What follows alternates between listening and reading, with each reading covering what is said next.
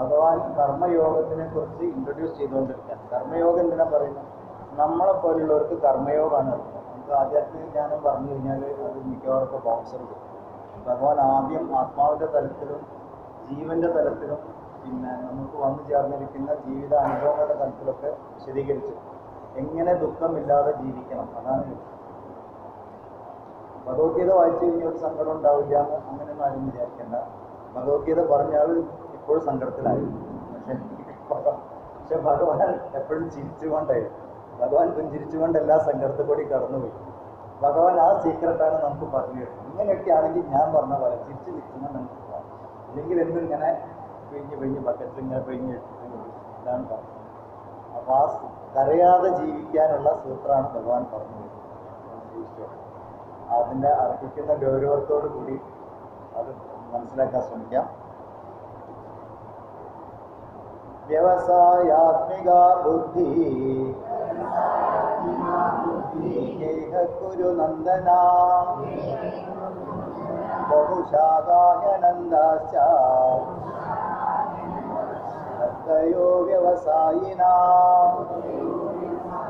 ഗുരുനന്ദന, മോക്ഷമാർഗത്തിൽ നിശ്ചയാത്മകമായിട്ടുള്ള ജ്ഞാനം ഒന്ന് മാത്രമേയുള്ളൂ. എന്നാൽ നിശ്ചയാത്മകമല്ലാത്ത ജ്ഞാനം വിഭിന്ന രൂപത്തിലുള്ളതും അനന്തവുമാണ്. അറിവിനെ കുറിച്ചാണ് ഭഗവാൻ പറയുന്നത്. മോക്ഷം നേടണം, അതായത് ആത്യന്തികമായ ദുഃഖനിവൃത്തി വേണം എന്നാണോ ആഗ്രഹം, എന്നാൽ ആത്മജ്ഞാനം നേടുക എന്നത് ദൃഢമായി ലക്ഷ്യബോധം ജ്ഞാനം നേടുക എന്നതായിരിക്കാം. ഇല്ലെങ്കിൽ എന്തുണ്ടാവും? ഇല്ലെങ്കിൽ ഒരുപാട് വിധത്തിലുള്ള അറിവ് ചെന്ന് ചാടിക്കും. അതന്നെ വിഭിന്നമായ അറിവുകളിൽ നമ്മൾ ചെന്ന് കിട്ടും. ഒരറിവിന് പകരം വേറൊരറിവ് വന്നു കഴിഞ്ഞാൽ ബുദ്ധിമുട്ടാണ്. ഈ പ്രശ്നം നമുക്കൊക്കെ ഉണ്ട്. അമ്പലത്തിൽ തൊഴാൻ പോകുന്നവരെയുണ്ട്. ഗണപതിയെ തൊഴുമ്പോൾ ഏത്തൊട്ടില്ലെങ്കിൽ പ്രശ്നമായി. 3 ഏത്തൊട്ടല്ലോ, 5 ഇടണമെന്നാണല്ലോ അവർ പറഞ്ഞത്. ഇങ്ങനെ കൺഫ്യൂഷൻ. അപ്പോൾ 2 ഏത്തം ബാക്കിയോടെ കടമ്പുറക്കും. പിന്നെ ഓടിപ്പോയിട്ടുണ്ടത് കൺഫ്യൂഷൻ. അപ്പോഴാണ് എവിടെയോ ഓരോ വെച്ചത് 7 വെക്കണം. ഗണപതിക്ക് 3 വലം വെക്കണം, വിഷ്ണുവിന് 5 വലം വെക്കണം. ഇതൊക്കെയാണ് കൺഫ്യൂഷൻ. പല വിധത്തിലുള്ള അറിവാണ്. ചിലർ പറയും തെക്കോട്ട് തിരിയും, ചിലർ പറയും വടക്കോട്ട് തിരിയും. 3 തിരി ഇടാവും, 5 തിരി ഇടണം, 1 ഇടാവും. കൺഫ്യൂഷൻ. എന്തെല്ലാം വിധം കൺഫ്യൂഷനാണ്. ഒരു വിധം ഒക്കെ ഭഗവതിൻ്റെ മുന്നിൽ പോയിട്ട് അറിയാണ്ട് കൃഷ്ണ ഭഗവാൻ എന്ന് കൺഫ്യൂഷൻ ഭഗവതിക്ക് ദേഷ്യം പിടിച്ചാൽ നമ്മൾ ഇതുപോലെ തെറ്റായ ഒരുപാട് ഇൻഫർമേഷൻ അവർക്ക് എടുത്തു വെച്ചു. ആധ്യാത്മിക ജ്ഞാനം മാത്രമായിരിക്കണം ലക്ഷ്യം എന്ന് പറഞ്ഞാൽ എന്താണ്? അജ്ഞാനത്തിനെ ഒഴിവാക്കും. ആധ്യാത്മിക ജ്ഞാനം എല്ലാവരും ഉള്ളിലും ഉണ്ട്. മോക്ഷം എന്ന് പറഞ്ഞാൽ ഈ അദ്വൈത ദർശനം തരുന്ന ഏറ്റവും വലിയ ആശ്വാസം അല്ലെങ്കിൽ സാന്ത്വനം എന്താന്ന് പറഞ്ഞാൽ മോക്ഷം നേടേണ്ട ആവശ്യം. ഇതുവരെയൊക്കെ നമ്മൾ പഠിച്ചു വെച്ച് മോക്ഷം നേടണം ഇത് എവിടെയോ കിട്ടുന്ന ആർക്കൊക്കെ അറിയില്ല. അദ്വൈത ജ്ഞാനം നമുക്ക് പറഞ്ഞു തരുന്ന മോക്ഷം നേടേണ്ട ആവശ്യം ഇല്ല. കാരണം എന്താണ്? നമ്മൾ ഓൾറെഡി മോക്ഷത്തിലാണ്. നമ്മൾ മറന്നുപോയി. അതാണ് നമ്മളുടെ പ്രശ്നം. ഞാൻ മോക്ഷത്തിലാണ്, ആത്മാവാണ് എന്ന കാര്യം മറന്നുപോയതാണ് നമ്മുടെ പ്രശ്നം. അപ്പം എന്ത് വേണം? മറവില്ലാണ്ടാണ് എന്ന് പറഞ്ഞാൽ അത് ഓർമ്മിച്ചുകൊണ്ടിരിക്കണം. അപ്പം മറവിക്ക് കാരണമായത് എന്താണോ അജ്ഞാനം, അതിനെ മാറ്റി അജ്ഞാനം മാറ്റിയാൽ മതി. ഇപ്പോൾ നമ്മളൊരു മുറിയിൽ ജനലും വാതിലൊക്കെ അടച്ചിട്ടുണ്ട്.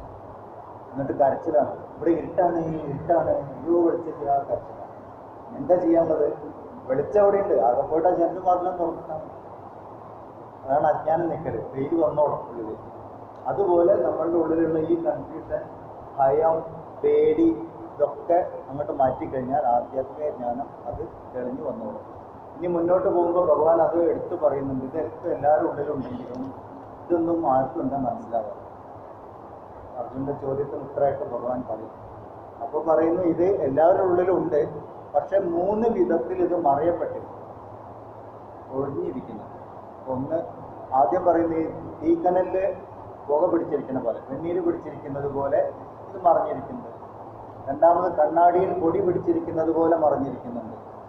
മൂന്നാമത് ഗർഭസ്ഥ ശിശുവിനെ പോലെ മറിഞ്ഞിരിക്കുന്നു. 3 വിധത്തിലാണ് നമ്മൾ മോക്ഷത്തിൽ നിന്ന് മാറി നിൽക്കുന്നത്. അപ്പോൾ ആദ്യത്തത് അഗ്നിയിൽ പുക പിടിച്ചതുപോലെ.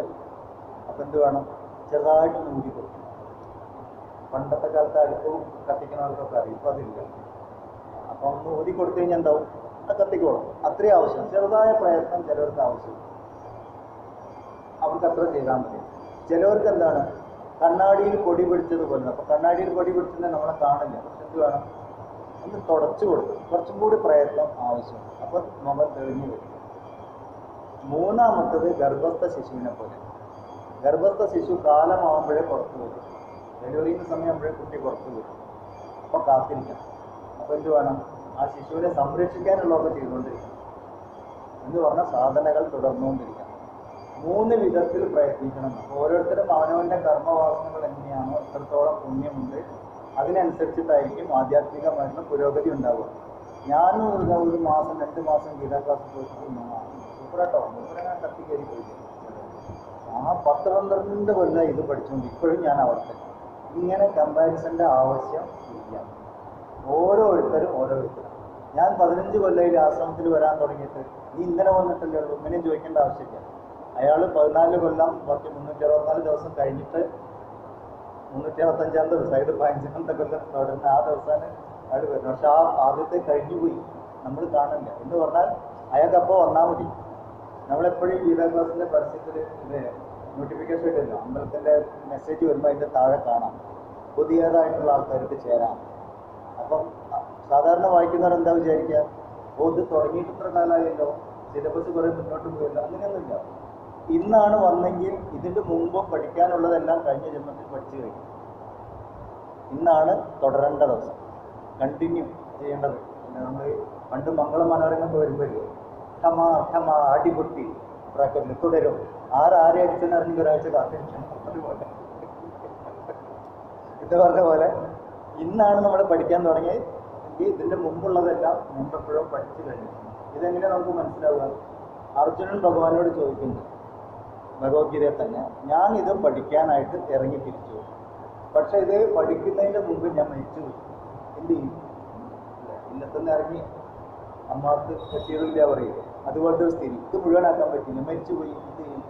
അപ്പോൾ ഭഗവാൻ പറയുന്നു, ഇത് എവിടെ വെച്ച് നിർത്തിയോ അവിടുന്ന് അത് തുടരുന്ന വിധത്തിലായിരിക്കും അടുത്ത ജന്മം, അതിന് പറ്റിയ സാഹചര്യങ്ങളായിരിക്കും. അപ്പോൾ ഇത് പറയുന്നത് എന്താ പറഞ്ഞാൽ, നമ്മൾ ഭഗവത്ഗീത ഏത് ദിവസവും നമുക്ക് തുടങ്ങും. എവിടെ വെച്ചിട്ട് അത് പഠിക്കാൻ തുടങ്ങുന്നോ അവിടെ വെച്ചിട്ടാണ് ആ ജീവിതത്തിൽ പഠിക്കുന്നത്. ക്ലിയർ ആയല്ലോ? ആരും ഇവിടെ നമുക്ക് സീനിയോറിറ്റി ഒന്നുമില്ല. ഞാൻ എത്ര കാലം വരുന്നു, ഞാൻ എത്ര കാലമായില്ല ഇവിടെ വരുന്നു, നത്തിങ്. ഭഗവത്ഗീത ക്ലാസ് എല്ലാവരും ഭഗവാന്റെ മക്കളായിട്ട് ഇവിടെ വന്നിരിക്കുക. ഇതൊക്കെ ഞാൻ പറയുന്നത് നമ്മളുടെ ഉള്ളിൽ ഇങ്ങനെ കുറേശ്ശെ പഠിക്കാൻ പറ്റുന്നത് ഇങ്ങനെ ഈ ഓരോ സാധനം പുറത്ത് ഇങ്ങനെ പൊന്തി വരും. ഇതൊക്കെയാണ് അവനാണ് നശിപ്പിക്കുന്നത്. അപ്പം എല്ലാവരും ഗീതാമാതാവിൻ്റെ മക്കളായിട്ട് വന്നിരിക്കുക. ഇതൊക്കെയാണ് ലക്ഷ്യബോധം ഉണ്ടാവണം. ഭഗവാൻ കൃത്യമായിട്ട് പറയുന്നു, പല സ്ഥലത്തേക്ക് ഓടുന്ന മനസ്സുണ്ടാവരുത്, ഒരു സ്ഥലത്ത് ഉറച്ചിരിക്കുന്ന മനസ്സ് വേണം. അതാണ് മോക്ഷമാർഗത്തിൽ മുന്നേറാനുള്ള ഒരേ ഒരു മാർഗം. നിശ്ചയദാർഢ്യം, ലക്ഷ്യബോധം. നിശ്ചയദാർഢ്യം എന്ന് പറഞ്ഞാൽ എന്താണോ നേടാൻ ആഗ്രഹിക്കുന്നത്, എവിടെയാണോ എത്തിച്ചേരാൻ ആഗ്രഹിക്കുന്നത് അവിടെ എത്തണം എന്നുള്ള ഉറപ്പ്. മാറിപ്പോകും. ഇവിടുത്തെ ഇപ്പോൾ നമ്മൾ കല്യാൺ സ്റ്റേഷനിലേക്ക് പോകണം, 7:14 വണ്ടി പിടിക്കണം, 12 പിടിക്കണം വിചാരിച്ചിട്ട് പോവുകയായിരുന്നു. നിശ്ചയദാർഢ്യമുണ്ട്. അതുള്ള ആൾ ആ വണ്ടി പിടിക്കും. അതില്ലാത്ത ആളാണെങ്കിൽ അങ്ങനെ പോകുന്ന വഴിക്കാൻ വഴിയിൽ ഏതെങ്കിലും ഒരു പരിചയക്കാരനെ കാണും. അങ്ങനത്തെ സുഖമില്ല, അങ്ങനെ അവിടെ മഴ പെയ്യുണ്ടോ, മുകളിൽ താഴേക്ക് നിന്റെ പെയ്യുന്നു എന്നൊക്കെ ചോദിച്ചിട്ട് വർത്തമാനം പറഞ്ഞുകൊണ്ടിരിക്കും. 7:14 വണ്ടി ആ വഴിക്ക് പോകും. അയ്യോ ഒന്ന് വണ്ടി പോകും, തിരിച്ചു കൊടുക്കും. നിശ്ചയദാർഢ്യമില്ല. അത് വണ്ടി പിടിക്കാൻ പോയ ആൾ മഴ പെയ്യണ കാര്യം പറഞ്ഞ് തിരിച്ചു വരും. നമ്മളെ മനസ്സ് ഡൈവേർട്ടായി. എല്ലാ കാര്യത്തിലും ഇങ്ങനെയാണ്. നമ്മൾ എവിടെയൊക്കെ ജീവിതത്തിൽ ഫെയിലായിട്ടുണ്ടോ അവിടെയൊക്കെ മനസ്സ് ഡൈവേർട്ടായി. ഒന്ന് ആലോചിച്ച് നോക്കിയാലോ? എന്തെങ്കിലും കാരണം, അതിനെന്തെങ്കിലും ഒരു കാരണം ഉണ്ടായിട്ടുണ്ടെങ്കിൽ നമ്മൾ അതിനൊരു ജസ്റ്റിഫിക്കേഷൻ കണ്ടെത്തും. അന്ന് അങ്ങനെ പറഞ്ഞു, ഇന്ന് ഇങ്ങനെ പറഞ്ഞു, അന്ന് അച്ഛൻ അങ്ങനെ പറഞ്ഞുകൊണ്ട് ഞാൻ ഇങ്ങനെ ഇരിക്കും. അങ്ങനെയൊന്നുമില്ല. നമുക്ക് ഏത് നിമിഷം എന്തും പഠിച്ചെടുക്കാമെന്നുള്ളതാണ്. ഇതൊന്നും ജസ്റ്റിഫിക്കേഷൻ നമ്മൾ പോകാൻ പാടില്ല. നമ്മൾ എവിടെയെങ്കിലും കാല് തെറ്റിപ്പോയി, വഴി തെറ്റിപ്പോയിട്ട് മനസ്സിലായിട്ടുണ്ടെങ്കിൽ ഉടനെ തിരുത്തണം. ഏത് നിമിഷത്തിലും തിരുത്തലുകൾ ആവശ്യമാണ്. തെറ്റ് മനസ്സിലായി ഉടനെ തിരുത്തണം. എന്നാലേ ജീവിതം മുന്നോട്ട് പോകും. എന്നാലേ നിശ്ചയദാർഢ്യം ഉണ്ടാവുകയുള്ളൂ. ലക്ഷ്യബോധം മാത്രം ഉണ്ടായാൽ മതിയോ? പോരാ. ലക്ഷ്യത്തിലെത്താനുള്ള പ്രയത്നം വേണം. വെറുതെ ഇരുന്നിട്ട് കാര്യമില്ല. പണ്ടൊരാൾ ദൈവത്തിൻ്റെ അടുത്ത് പ്രാർത്ഥിച്ചുകൊണ്ടിരുന്നു, എനിക്ക് ഒരുപാട് കടമുണ്ട് ദൈവമേ, പൈസ വേണം ഒരു 2 ലക്ഷം വേണം. അങ്ങനെ കുറേ പ്രാർത്ഥിച്ചു കഴിഞ്ഞു. അപ്പോൾ ഒരു ദിവസം ദൈവം ഗുരുവായൂരപ്പൻ പ്രത്യക്ഷപ്പെട്ടു. എന്നിട്ട് പറഞ്ഞു, ഓക്കെ 2 ലക്ഷം രൂപ നിങ്ങൾക്ക് കിട്ടും. അതാ ഇയാളൊന്നും ഉണ്ടാവാതെ കുറേ കഴിഞ്ഞപ്പോൾ കാത്തിരുന്ന് ലോട്ടറി ഒന്നും അടിച്ചില്ല. ആൾ മരിച്ചു പോയപ്പോൾ ഇയാൾ മുകളിൽ ചെയ്തു. അതായത് ഇത്രയും കാലം പ്രാർത്ഥിച്ചു ജപിച്ചൊക്കെ ഇരുന്നല്ലോ. അപ്പോൾ ദൈവത്തിൻ്റെ അടുത്ത് മുകളിൽ നമ്മുടെ സങ്കല്പം എങ്ങനെയാണ്, ദൈവം മുകളിൽ അവിടെ ചെന്ന് ഗുരുവായൂരപ്പൻ്റെ അടുത്ത് ചൂടായി. ഒരുമാതിരി രാഷ്ട്രീയക്കാരെ പോലെ പറഞ്ഞു പറ്റിക്കല്ലേ, ലോട്ടറി അടിക്കും പറഞ്ഞിട്ട് ഞാൻ അതും കാത്തിരുന്നു. ഇപ്പോൾ വടിയൊക്കെ നിൽക്കും. അവിടെ 2 ലക്ഷം കടാക്കി വെച്ചിട്ടാണ് ഞാൻ അങ്ങനെ പറഞ്ഞു പറ്റില്ല. അപ്പോൾ ഗുരുവായൂരപ്പൻ ചിരിച്ചുകൊണ്ട് 2 ലക്ഷമൊക്കെ തരാമെന്ന് ഞാൻ പറഞ്ഞു, ലോട്ടറി എടുത്തു. ലോട്ടറി എടുക്കണ്ടേ? ലോട്ടറി എടുത്താലേ അടിക്കുള്ളൂ. പ്രയത്നം ഉണ്ടായില്ല. അപ്പോൾ പ്രയത്നിച്ചാൽ മാത്രമേ ഫലം ഉണ്ടാവൂ. നമ്മൾ പ്രയത്നിച്ചുകൊണ്ടിരിക്കണം. എല്ലാ കാര്യവും പ്രയത്നം ഉണ്ടെങ്കിൽ മാത്രം. അല്ലാതെ എല്ലാം ദൈവം തരും തരില്ല. താൻ പാതി ദൈവം പാതി എന്നൊക്കെ കിട്ടുന്നുണ്ട്. എന്നാൽ ദൈവത്തിൻ്റെ പകുതി ആദ്യം വരട്ടെ എന്ന് പറഞ്ഞിട്ട് കാര്യമില്ല. അവനാൻ 10% ദൈവം 10%. കൃപ ഈശ്വര കൃപ എപ്പോഴും പ്രയത്നത്തിനെ ആശ്രയിച്ചിട്ടായിരിക്കും. അത് നോക്കണം, പ്രയത്നം വേണം. ഇതൊക്കെയാണ് ഭഗവാൻ പറയുന്നത്. ഒരുപാട് സ്ഥലത്തേക്ക് മനസ്സ് ഓടിക്കൊണ്ട് കൺഫ്യൂഷൻ ആവരുത്. ലക്ഷ്യബോധം വേണം, അവിടെ എത്താനുള്ള പ്രയത്നം വേണം. എന്നാൽ നിശ്ചയമായിട്ടും ആത്യന്തികമായ ദുഃഖനിവൃത്തി ഉണ്ടാകുന്നു. 42ാമത്തെ ശ്ലോകം മുതൽ നോക്കാം.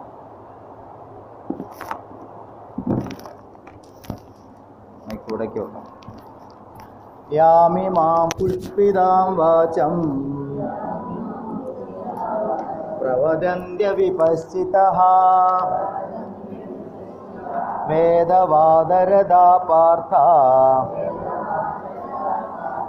ജ്ഞാന്യദസ്തീരിവാദിനഃ കാമാത്മാനഃ സ്വർഗപരാ ജന്മകർമ്മഫലപ്രദാ ക്രിയാവിശേഷബഹുലാം ഭോഗൈശ്വര്യഗതിം പ്രതി ഭോഗൈശ്വര്യപ്രസക്താനാം തയാവഹൃതചേതസാ വ്യവസായാത്മികാ ബുദ്ധി സമാധോ ന വിധീയതേ. പാർത്ഥ, വേദങ്ങളിലുള്ള സ്തുതിവാക്യങ്ങളിൽ തൽപരരും വൈദിക കർമ്മങ്ങളുടെ ഫലമായി ലഭിക്കുന്ന സുഖത്തിനപ്പുറം മറ്റൊന്നുമില്ല എന്ന് പറയുന്നവരും എപ്പോഴും വിഷയസുഖങ്ങളെ ആഗ്രഹിക്കുന്നവരും സ്വർഗത്തെ പരമലക്ഷ്യമായി കരുതുന്നവരുമായ അജ്ഞാനികൾ. അവിടെ ആരാണ് അജ്ഞാനികൾ എന്നുള്ളത് ഭഗവാൻ കൃത്യമായിട്ട് അവിടെ പറഞ്ഞു.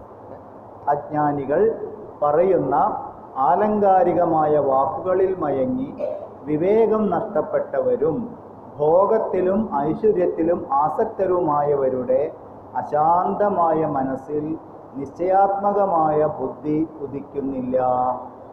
എപ്പോഴൊക്കെ നമ്മൾ ഡൈവേർട്ടായി പോകുന്നത്? ഈ വക കാര്യങ്ങൾ. ആ പൂജ ചെയ്തു കഴിഞ്ഞാൽ ഈ ഫലം, ഈ പൂജ ചെയ്തു കഴിഞ്ഞാൽ ആ ഫലം. അപ്പോൾ നമ്മൾ ആ ഫലത്തിന് തേടി പിന്നാലെ പോകും. ഇതാണ് പറയുന്നത്. അപ്പം നമ്മളെന്താവും? ലക്ഷ്യബോധത്തിന്, ആത്മജ്ഞാനം നേടുക എന്ന ലക്ഷ്യബോധത്തിൽ നിന്ന് അകന്നു പോകും. അപ്പോൾ ഓരോന്നിനും ഓരോ തലമുണ്ട്. അത് നമ്മൾ മനസ്സിലാക്കിയിട്ട് വേണം മുന്നോട്ട് പോകാൻ.